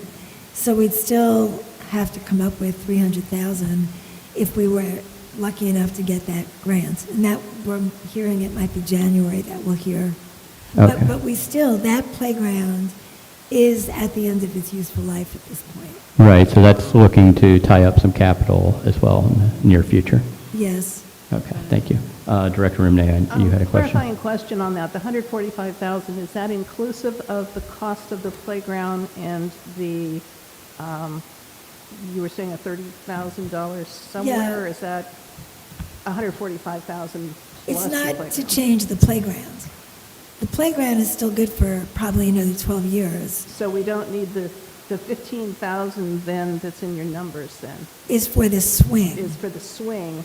And so is that included in your 145,000? No, that's separate. So the Ah. 147 is for the pour and play only, and we currently have only budgeted 30,500 for the replacement of the current pour and play. So we'd be short by the difference between 130, 147 and 30.5. Thank you. Any further discussion? I would say I agree with, I think the majority of the board that $147,000 capital improvement would be too much at this time. And I know we've discussed before as a board that we want to get this done soon because of the weather and obviously more damage that takes place with the board in place. With that, do we have a recommendation from the board as to a motion here?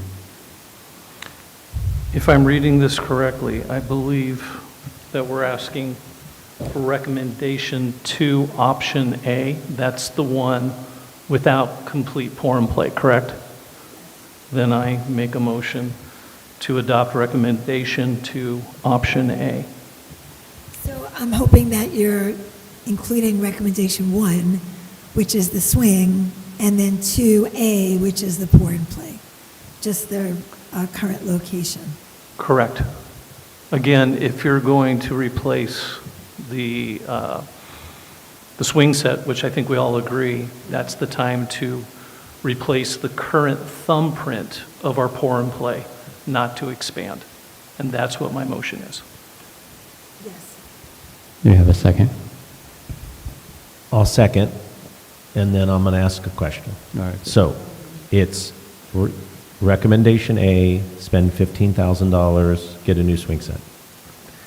Recommendation 2A is we're going to spend the $30,500, which is in our budget, to replace the existing PIP, right? And we're going to leave the sand area the way it is. Okay, that's what I seconded. Okay. I'm not sure. Yeah, it gets confusing. Yeah. It does. Do you have any type of an estimate on how long the runway we have if we do that piece of the partial? Because it's definitely a partial piece. Well, it's what's currently there. Yeah, so is that going to see us through for the foreseeable future if we do Yeah, that? it Okay. should see us through for about 10 or 12 years. Okay. It was poured in 2012, so it's lasted 13 years, Yeah. Okay. so. Which will be when the playground needs to be replaced. So you have another bite of the apple, I guess, in 12 years. All right, so we have a open motion. Any further discussion? None. Move for a vote. All those in favor say aye. Aye. Aye. All those opposed say nay. Any abstentions? None. Thank you so much. And again, thank you, Director Maynard, for the committee work. Moving on to item G3, discussion and possible action regarding membership with the City of Seal Beach Chamber of Commerce. Ms. Landers. This came up at one of our last meetings where a suggestion was made that we consider also joining the Seal Beach Chamber. We already are part of the Los Alamitos Chamber. And they don't offer a special price for government, unfortunately. So it's $250, and then there's an initial fee of $35. And it's from when you first join. It's a year from when you join. You would think we'd be more like a nonprofit than a business, because we're not a nonprofit, but we're also not a business. Do you think you can negotiate and say, you know, we really should get the nonprofit because we don't make a profit as an organization. We're a service organization that serves the needs of our community. We already did approach You did try them that? about it, yeah. Okay. I think They didn't 250 bite. is a good price. Any discussion, Director Maynard, other than your comment? Actually, I thought, if anything, I recall it was something I thought was going to be more outrageous. So at $250 a year plus a one-time fee of $35, it opens the door. We share boundaries with both Los Al and Seal Beach. They are different. And we should embrace that difference, and we should connect with Yep. both chambers. So I'm all for this. Director Shade?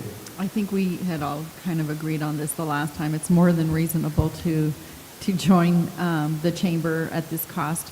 Also, does that cost include, like, if the board members wanted to join their chamber meet or their chamber breakfast, or do you know what that entails?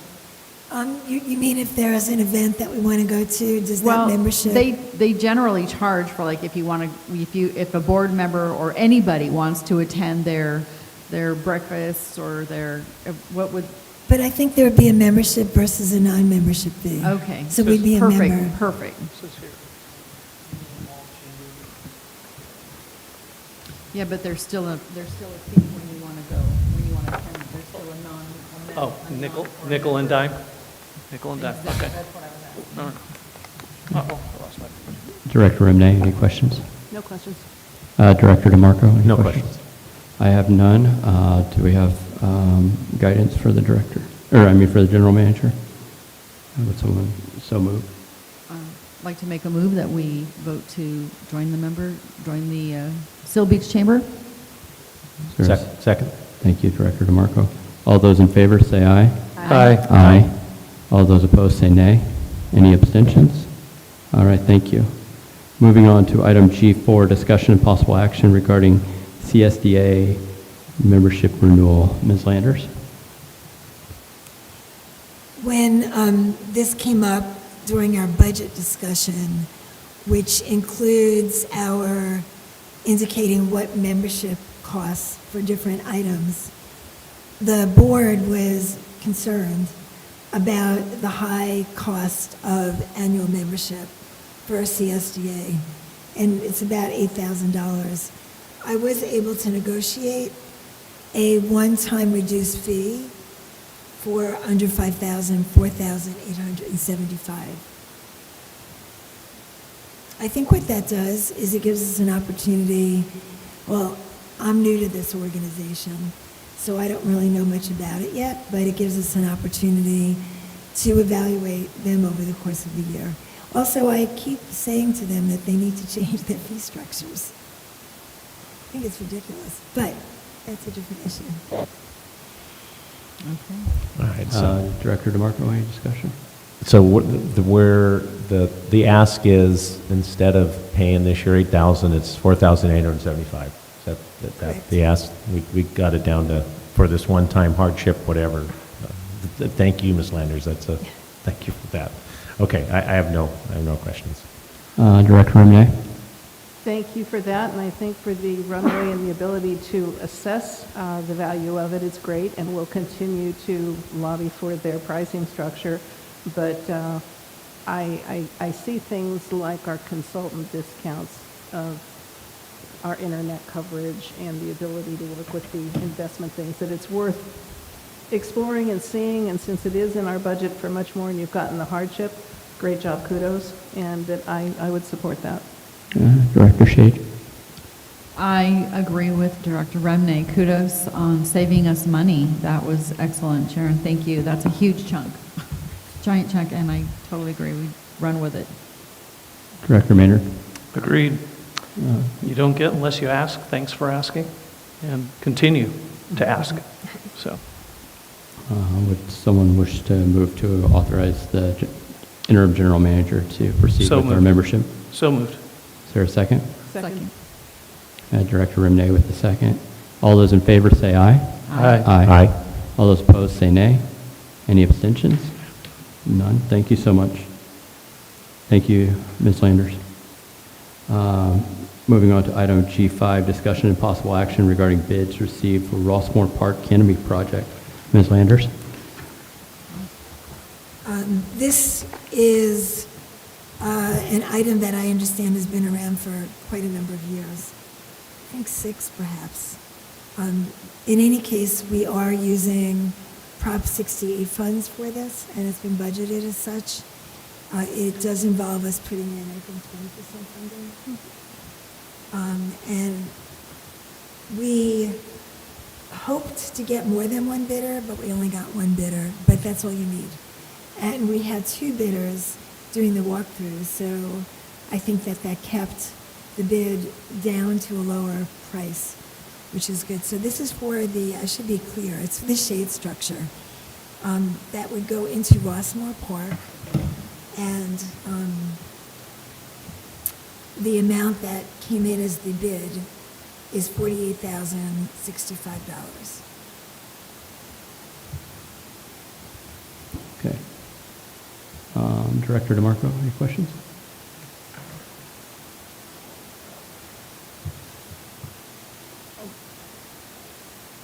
This document here is part of this? I believe so. Ms. Landers, is this a supplemental document that was provided? It is. It's something that Director Maynard asked for. Okay. Is the 48,065 for the entire project or just to build the project? Because didn't we get something delivered already? Yes, we do have furniture that was delivered. We have picnic tables, Oh, that's what was delivered, but this is the... and the canopy was delivered. And then the canopy. So they're just, this is to lay the concrete and install the canopy that we have right now? Correct. Okay. Do I have any questions? No. Director Rimney? Can I ask for a little bit more insight on Director Maynard's paper? Yeah. So that I understand it a little bit better before I comment. Could you? I just asked, we've done 2 canopies up until now. One, a hard structure that's over here, and then we did a soft. And I just wanted to see, because I was concerned about cost creep, where does this fall compared to other canopies we've done in the past? Okay. So that's why I wanted to see it, so thank you. Thank you for that. Thank you for it. Yeah, thank you for that. And I just wanted to say that it was really a pleasure to read through the bid and see the detail that's put into it and what we have in terms of what we're looking at and the timing and what is actually entailed in it. Really clear and straightforward. And the sooner we get it built, the sooner we get the money back from the state. And Carolyn really has done a great job on this. She did this report. Director Shade? I'm kind of stunned at the cost on this, to be completely honest with you. I'm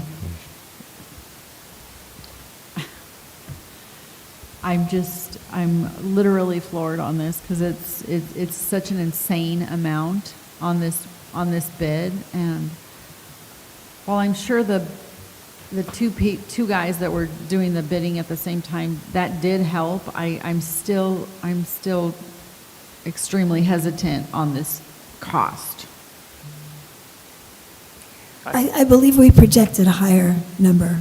My recollection was we projected around 55. And we already have everything. Well, we certainly have the things that Director DeMarco asked for about, but they have to put in fencing. Yeah. They have to put in cement. They have to put in the pilings.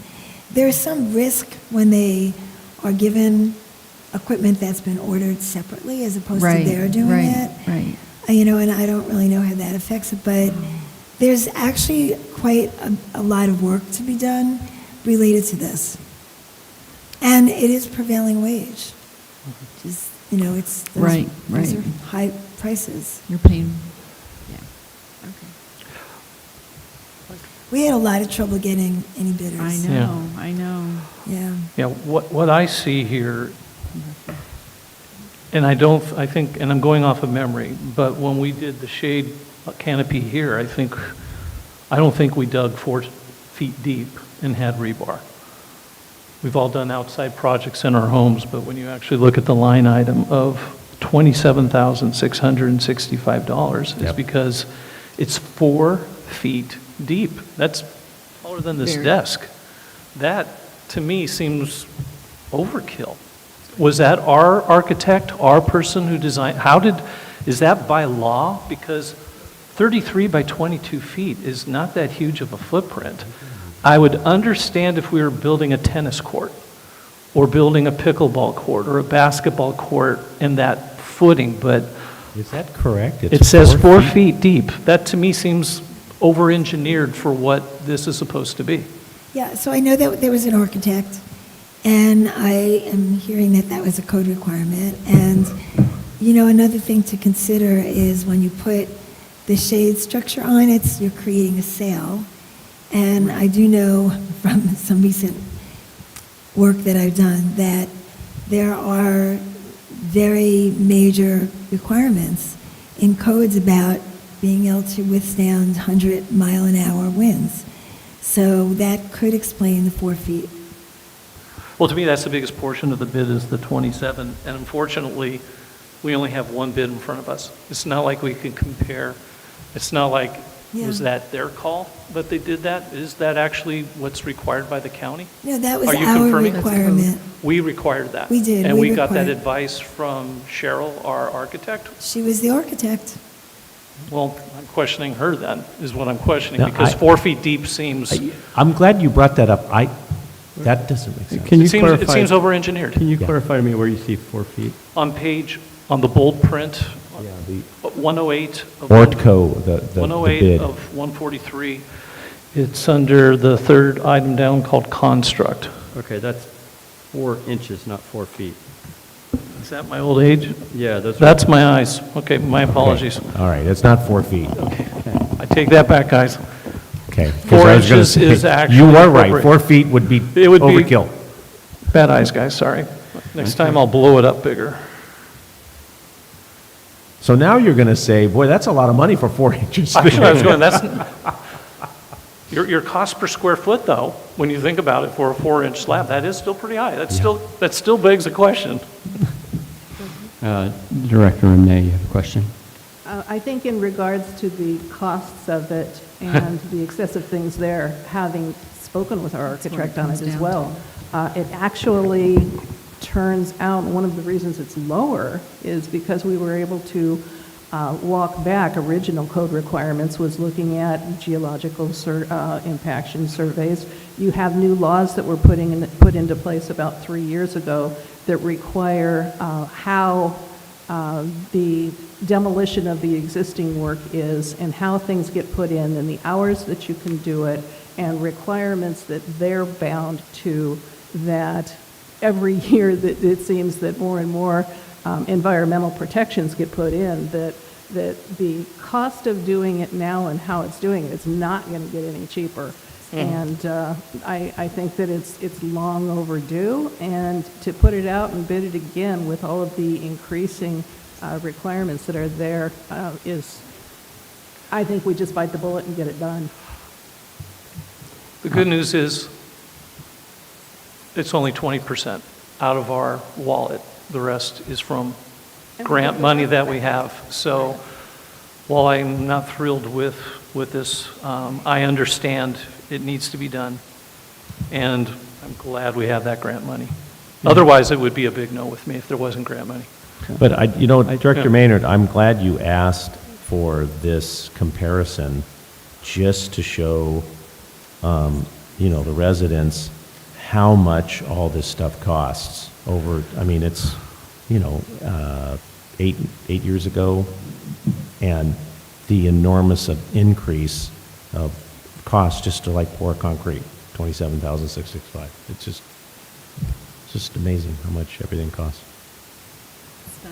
In California. Yeah, I think from my recollection, when we were looking at this a year ago, we were looking at about an $80,000 total project. Which is, I believe the parts were about 15,000 when we actually got the canopy, and now we're looking at installation under 50. So we're actually, I believe, under what we thought it would be, earlier in the year when we were looking at. I just think but it is expensive. I don't.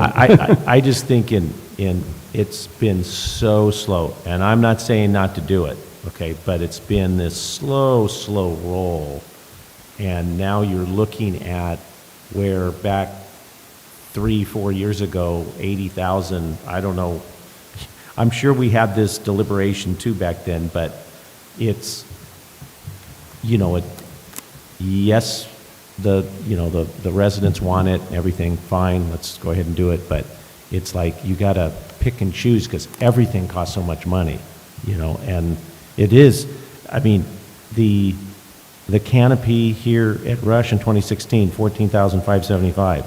That wouldn't even pay for the concrete today. I mean, it's just amazing how much it's gone up. So anyways. With that, I believe we need to, do we have approval regarding the acceptance of the bid? How's that structure, Tarquin? So it's a simple motion to, with a roll call vote, to award the bid to Ortco, the lowest responsible bidder. I move approval of the bid to construct our canopy. Approval of the bid to move forward.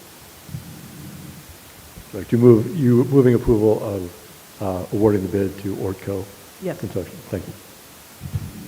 Is there a second? Second? All right, a roll call vote, please. Roll call, Director Maynard? Aye. Director Shade? Aye. Director Remney? Yes. Director DeMarco? Aye. President Searles? Aye. All right, thank you all, and thank you, Ms. Landers, for getting this together. The residents will be very excited to have this project done. Moving on to item G6, resolution number 25-10-14-01, a resolution of the Board of Directors of the Rossmoor Community Services District changing the regular scheduled November board meeting date from November 11, 2025 to November 13th, 2025 in recognition of Veterans Day.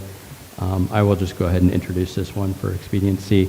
As our next board meeting falls on a recognized holiday, we believe it would be imprudent to have a meeting that day, and so we're looking to reschedule within the same week. I hope all the directors are available on November 13th. I know it's not consistent with our normal meetings, but we can't wait until December to also do further action.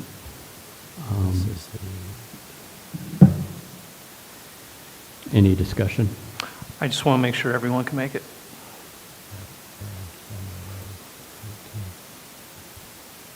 You can make it? Everyone can make it? I think Tony. Then I'm good. Are you confirmed? Yeah. That's all I care about. Do we have a motion to approve resolution number 25-10-14-01? Yes. Resolution, I make a motion on resolution 25-10-14-01, resolution for the board to approve the date of the meeting from November 11th to November 13th. Yes. Yeah. Is there a second? Sure, second. All right, and roll call, please. So roll call vote for resolution number 25-10-14-01, a resolution of the Board of Directors of the Rossmoor Community Services District authorizing the rescheduling of the regular board meeting of November 11th, changing it to November 13th, 2025. Director Maynard? Aye. Director Shade? Aye. Director Remney? Aye. Director DeMarco? Aye. President Searles? Aye. Thank you. And thank you all for making time for that. Moving on to item G7, renewal of Rossmoor Community Services District Professional Services Agreement for Hearing Officer Services with Michael Eugene Renicius. Ms. Landers?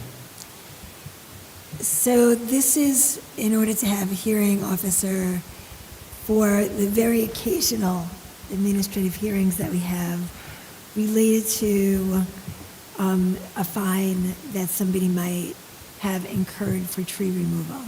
So you might recall that we had something relatively recently where there was a fine, the gentleman admitted to having removed the tree, and there was a pretty large fine, and then there was a citation, and he asked for it to be reduced, and I believe you did reduce it. So we have a hearing officer. We use them very occasionally. It's really, I think maybe once in this last year? Once that I'm aware of. So we're asking for his contract to be re-upped. And it's we're recommending 5 years, well, a year, and then additional years up to an additional 5 one-year terms. Or I should say additional 4 one-year options for a total of 5 years. And Ms. Landers, the fiscal impact, you have a section there on that? Yeah, so he receives about $100 an hour, $125 an hour, thank you. And we get money back from the hearings, you know, if there was a fine. So there really is no impact. Thank you. So he's asking for the same amount. He is. There you go. Done. Yeah. Any discussion? And the with board? contract has not changed? No. Okay. I have no questions.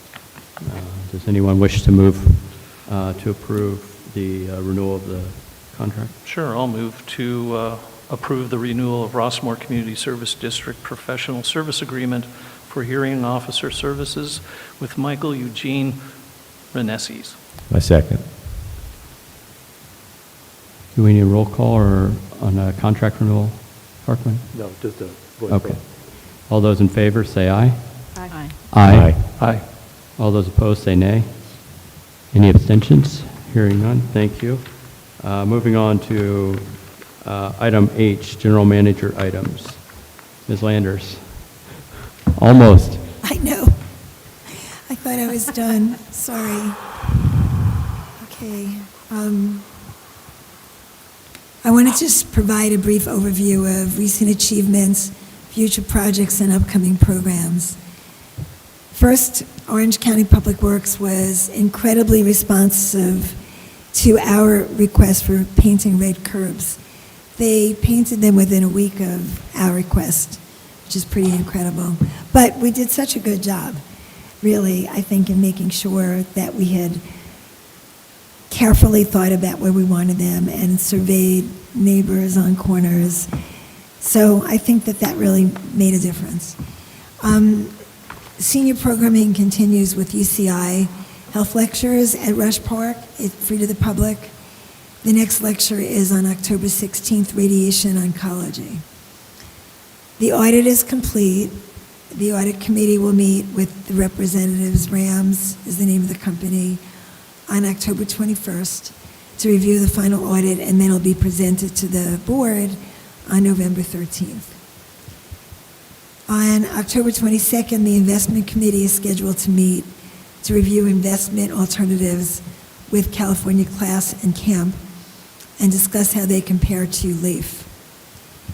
Canopy bids were due on October 1st, and we just, the board just gave direction to award the contract to the one bidder. President Searles and I met with sheriff. We have now two sheriffs, Captains Michael Sotelo and Ryan Pierce, to discuss enforcement issues. Captain Pierce did follow up with an email indicating that the assigned deputy and community services officer will make every effort to be present during street sweeping days. We'll see how that works out, but that's the request. And they've been directed to increase enforcement around parks and during large community events when available. I also met with Captain Ryan Pierce to discuss noise blanket options around the pickleball tennis courts. Planning is underway for the 2025 Winter Festival that will be held at Rush Park on Saturday, December 13th. December what? 13th. 13th, thanks. I attended the Los Alamitos Unified School District State of the District, as did several of our board members, on October 9th, 2025. Also, the Los Alamitos Rotary Wine and Dine event on September 27th and the September 13th Family Festival, along with our district arborist and other members of the maintenance staff. We attended an urban forest workshop, and I have to excuse myself, excuse me. All right. We'll move on to board member items. Director Maynard. Tonight we had a heated discussion, really didn't need to be heated, on bicycles, scooters, e-bikes, et cetera.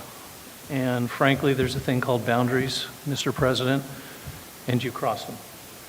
I think you were unprofessional in how you dealt with me.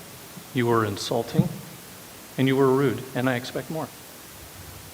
I've seen many presidents over the years, and you crossed the line. So I'm just letting you know that that's unacceptable, and I want you to try harder. And Director Shade. I want to thank Sharon for attending the Rotary event and the State of the District event that we went to as well. She literally has shown up to every single event that I can think of.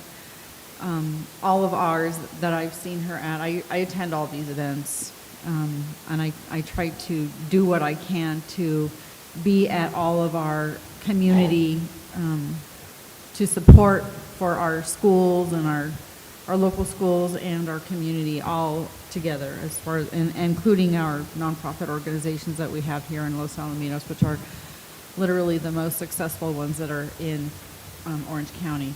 That being said, her appreciation and attendance is greatly appreciated. I just love her going. I want to say that we did have a heated discussion, I agree, but I found it to be productive, and I appreciate all that you do, President Nathan Searless, and if there's issues, it's to be expected, and it's okay to have disagreements. It's what happens, and the discussion that came out of it was very productive, and I think we're going to have a lot of success on what we do with these e-biker situations. And I know you guys have done a lot of work on the e-bike committee, and it's appreciated. All of your comments are really good. Director Remday. Every month I'm more impressed at the depth of heart, work, attention of our staff, of our district, and what gets done. And I am very proud to serve with all of my colleagues on this board on behalf of the district and representing our community. So thank you. Director DeMarco. Okay, number one, I would ask, and again, Ms. Lander's not feeling well, so I was going to ask her, number 7, I don't know what that, my question to her would be, and President Maynard, President Searles, maybe you can ask her, is there an issue with the noise blankets options? I don't know why she's meeting with the captain with that. I could answer that if you like. Oh, what's that? Okay. I know that she met with him to discuss the possibility of it being a safety issue if we were to add more blankets just from a visibility standpoint. The more blankets you put up around the courts, the less you can see inside. Okay. Okay. Of course, any decisions on that's going to go through the committee. Okay. And then there was one other thing on here.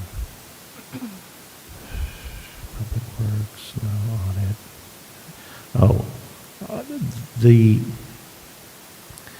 And again, I know that Ms. Landers is paraphrasing it, but when a follow-up email indicating that the assigned deputy and community service officer will make every effort to be present during street sweeping days.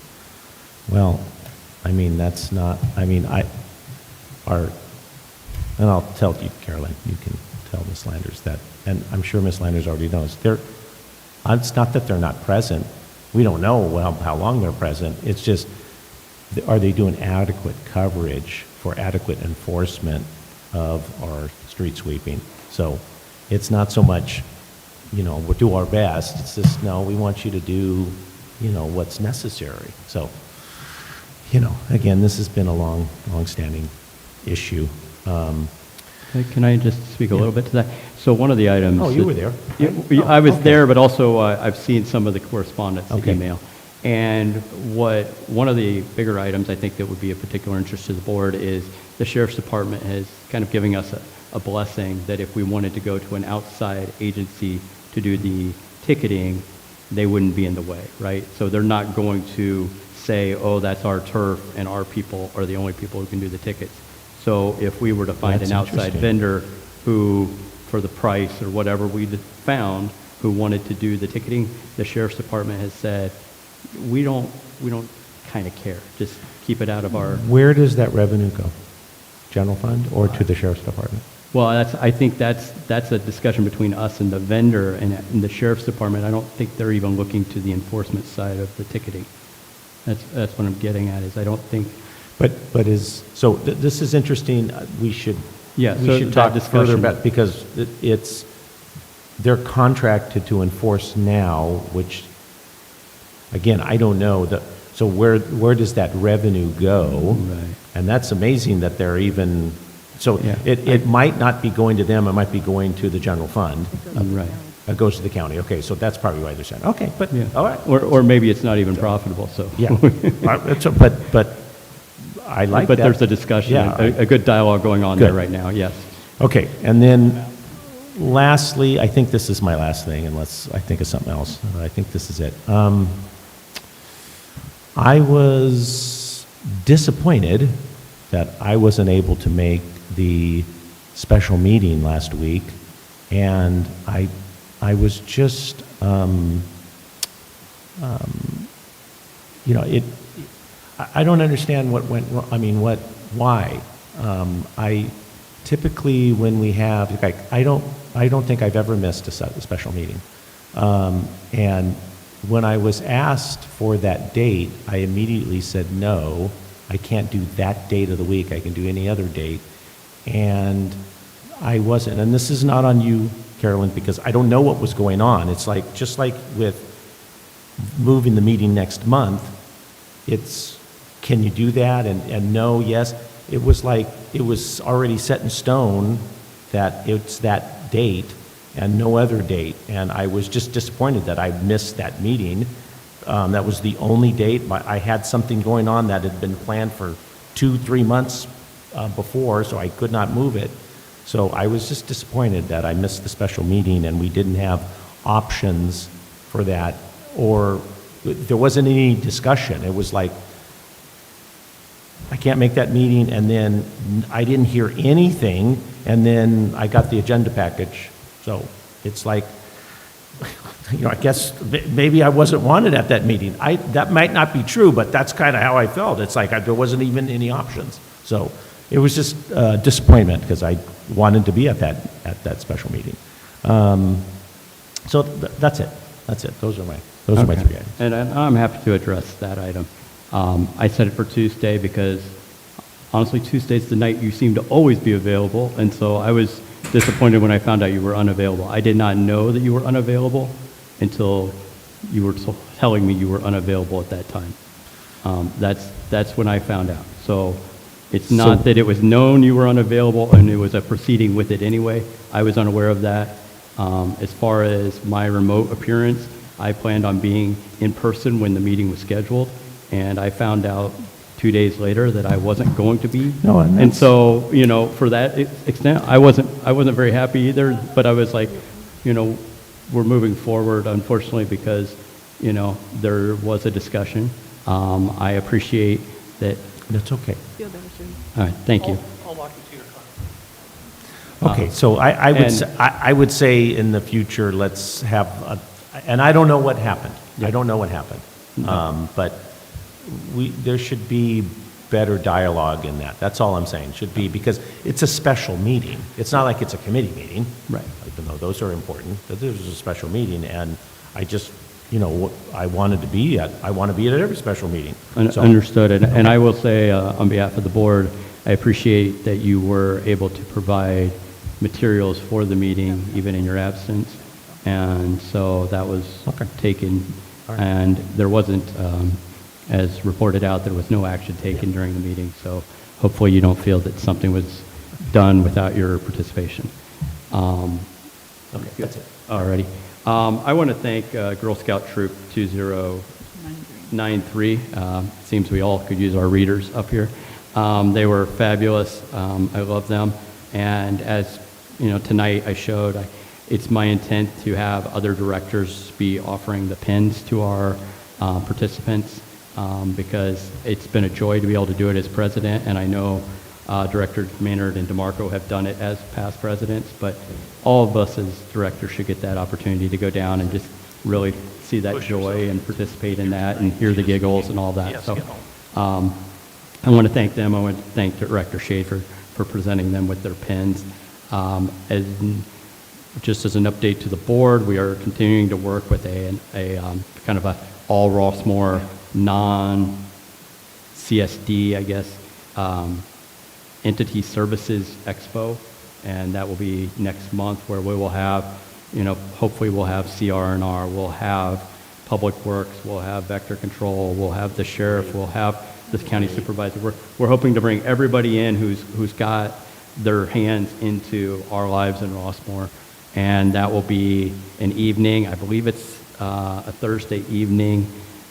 Chris has a date. I want to say, we're not quite sure, maybe the 20th? I'm not positive. It's next month.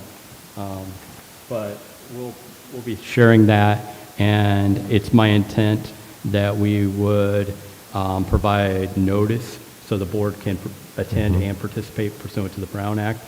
So, kind of be aware that we're going to go through that method. So we'll be kind of sponsoring it, but they're going to be presenting. We're going to have a limited amount of time for everybody, and I want the residents to get their time with those entities as much as anything. So just letting you know we're moving forward with that. Chris has been great at staying on top of that and scheduling it.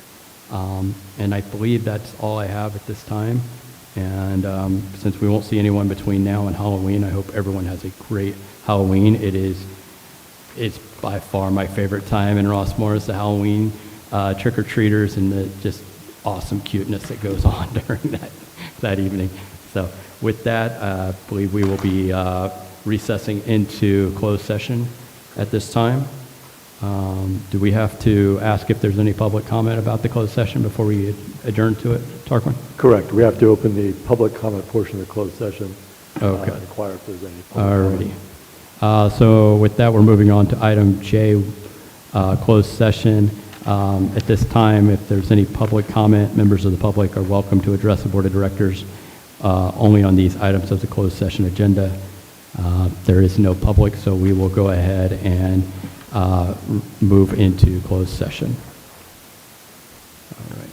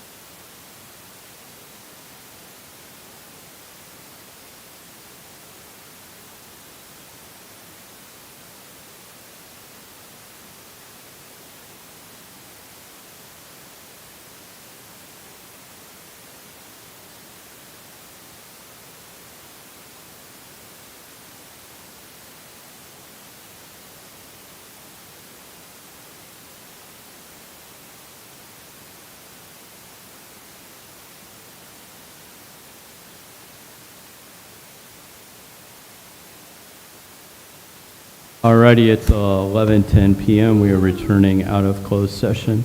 Council? Thank you. Closed session report was as follows. District Board of Directors met in closed session, discussed the two items on the closed session. All board members were present. As to the first item, the district took no reportable action. As to the second item, all districts were present, all board members were present, and the board took no reportable action. All right, And thank that you. concludes closed session report. And moving on to agenda item K, general council items. Anything? No. All right, and with that, we adjourn this meeting. Thank you so much.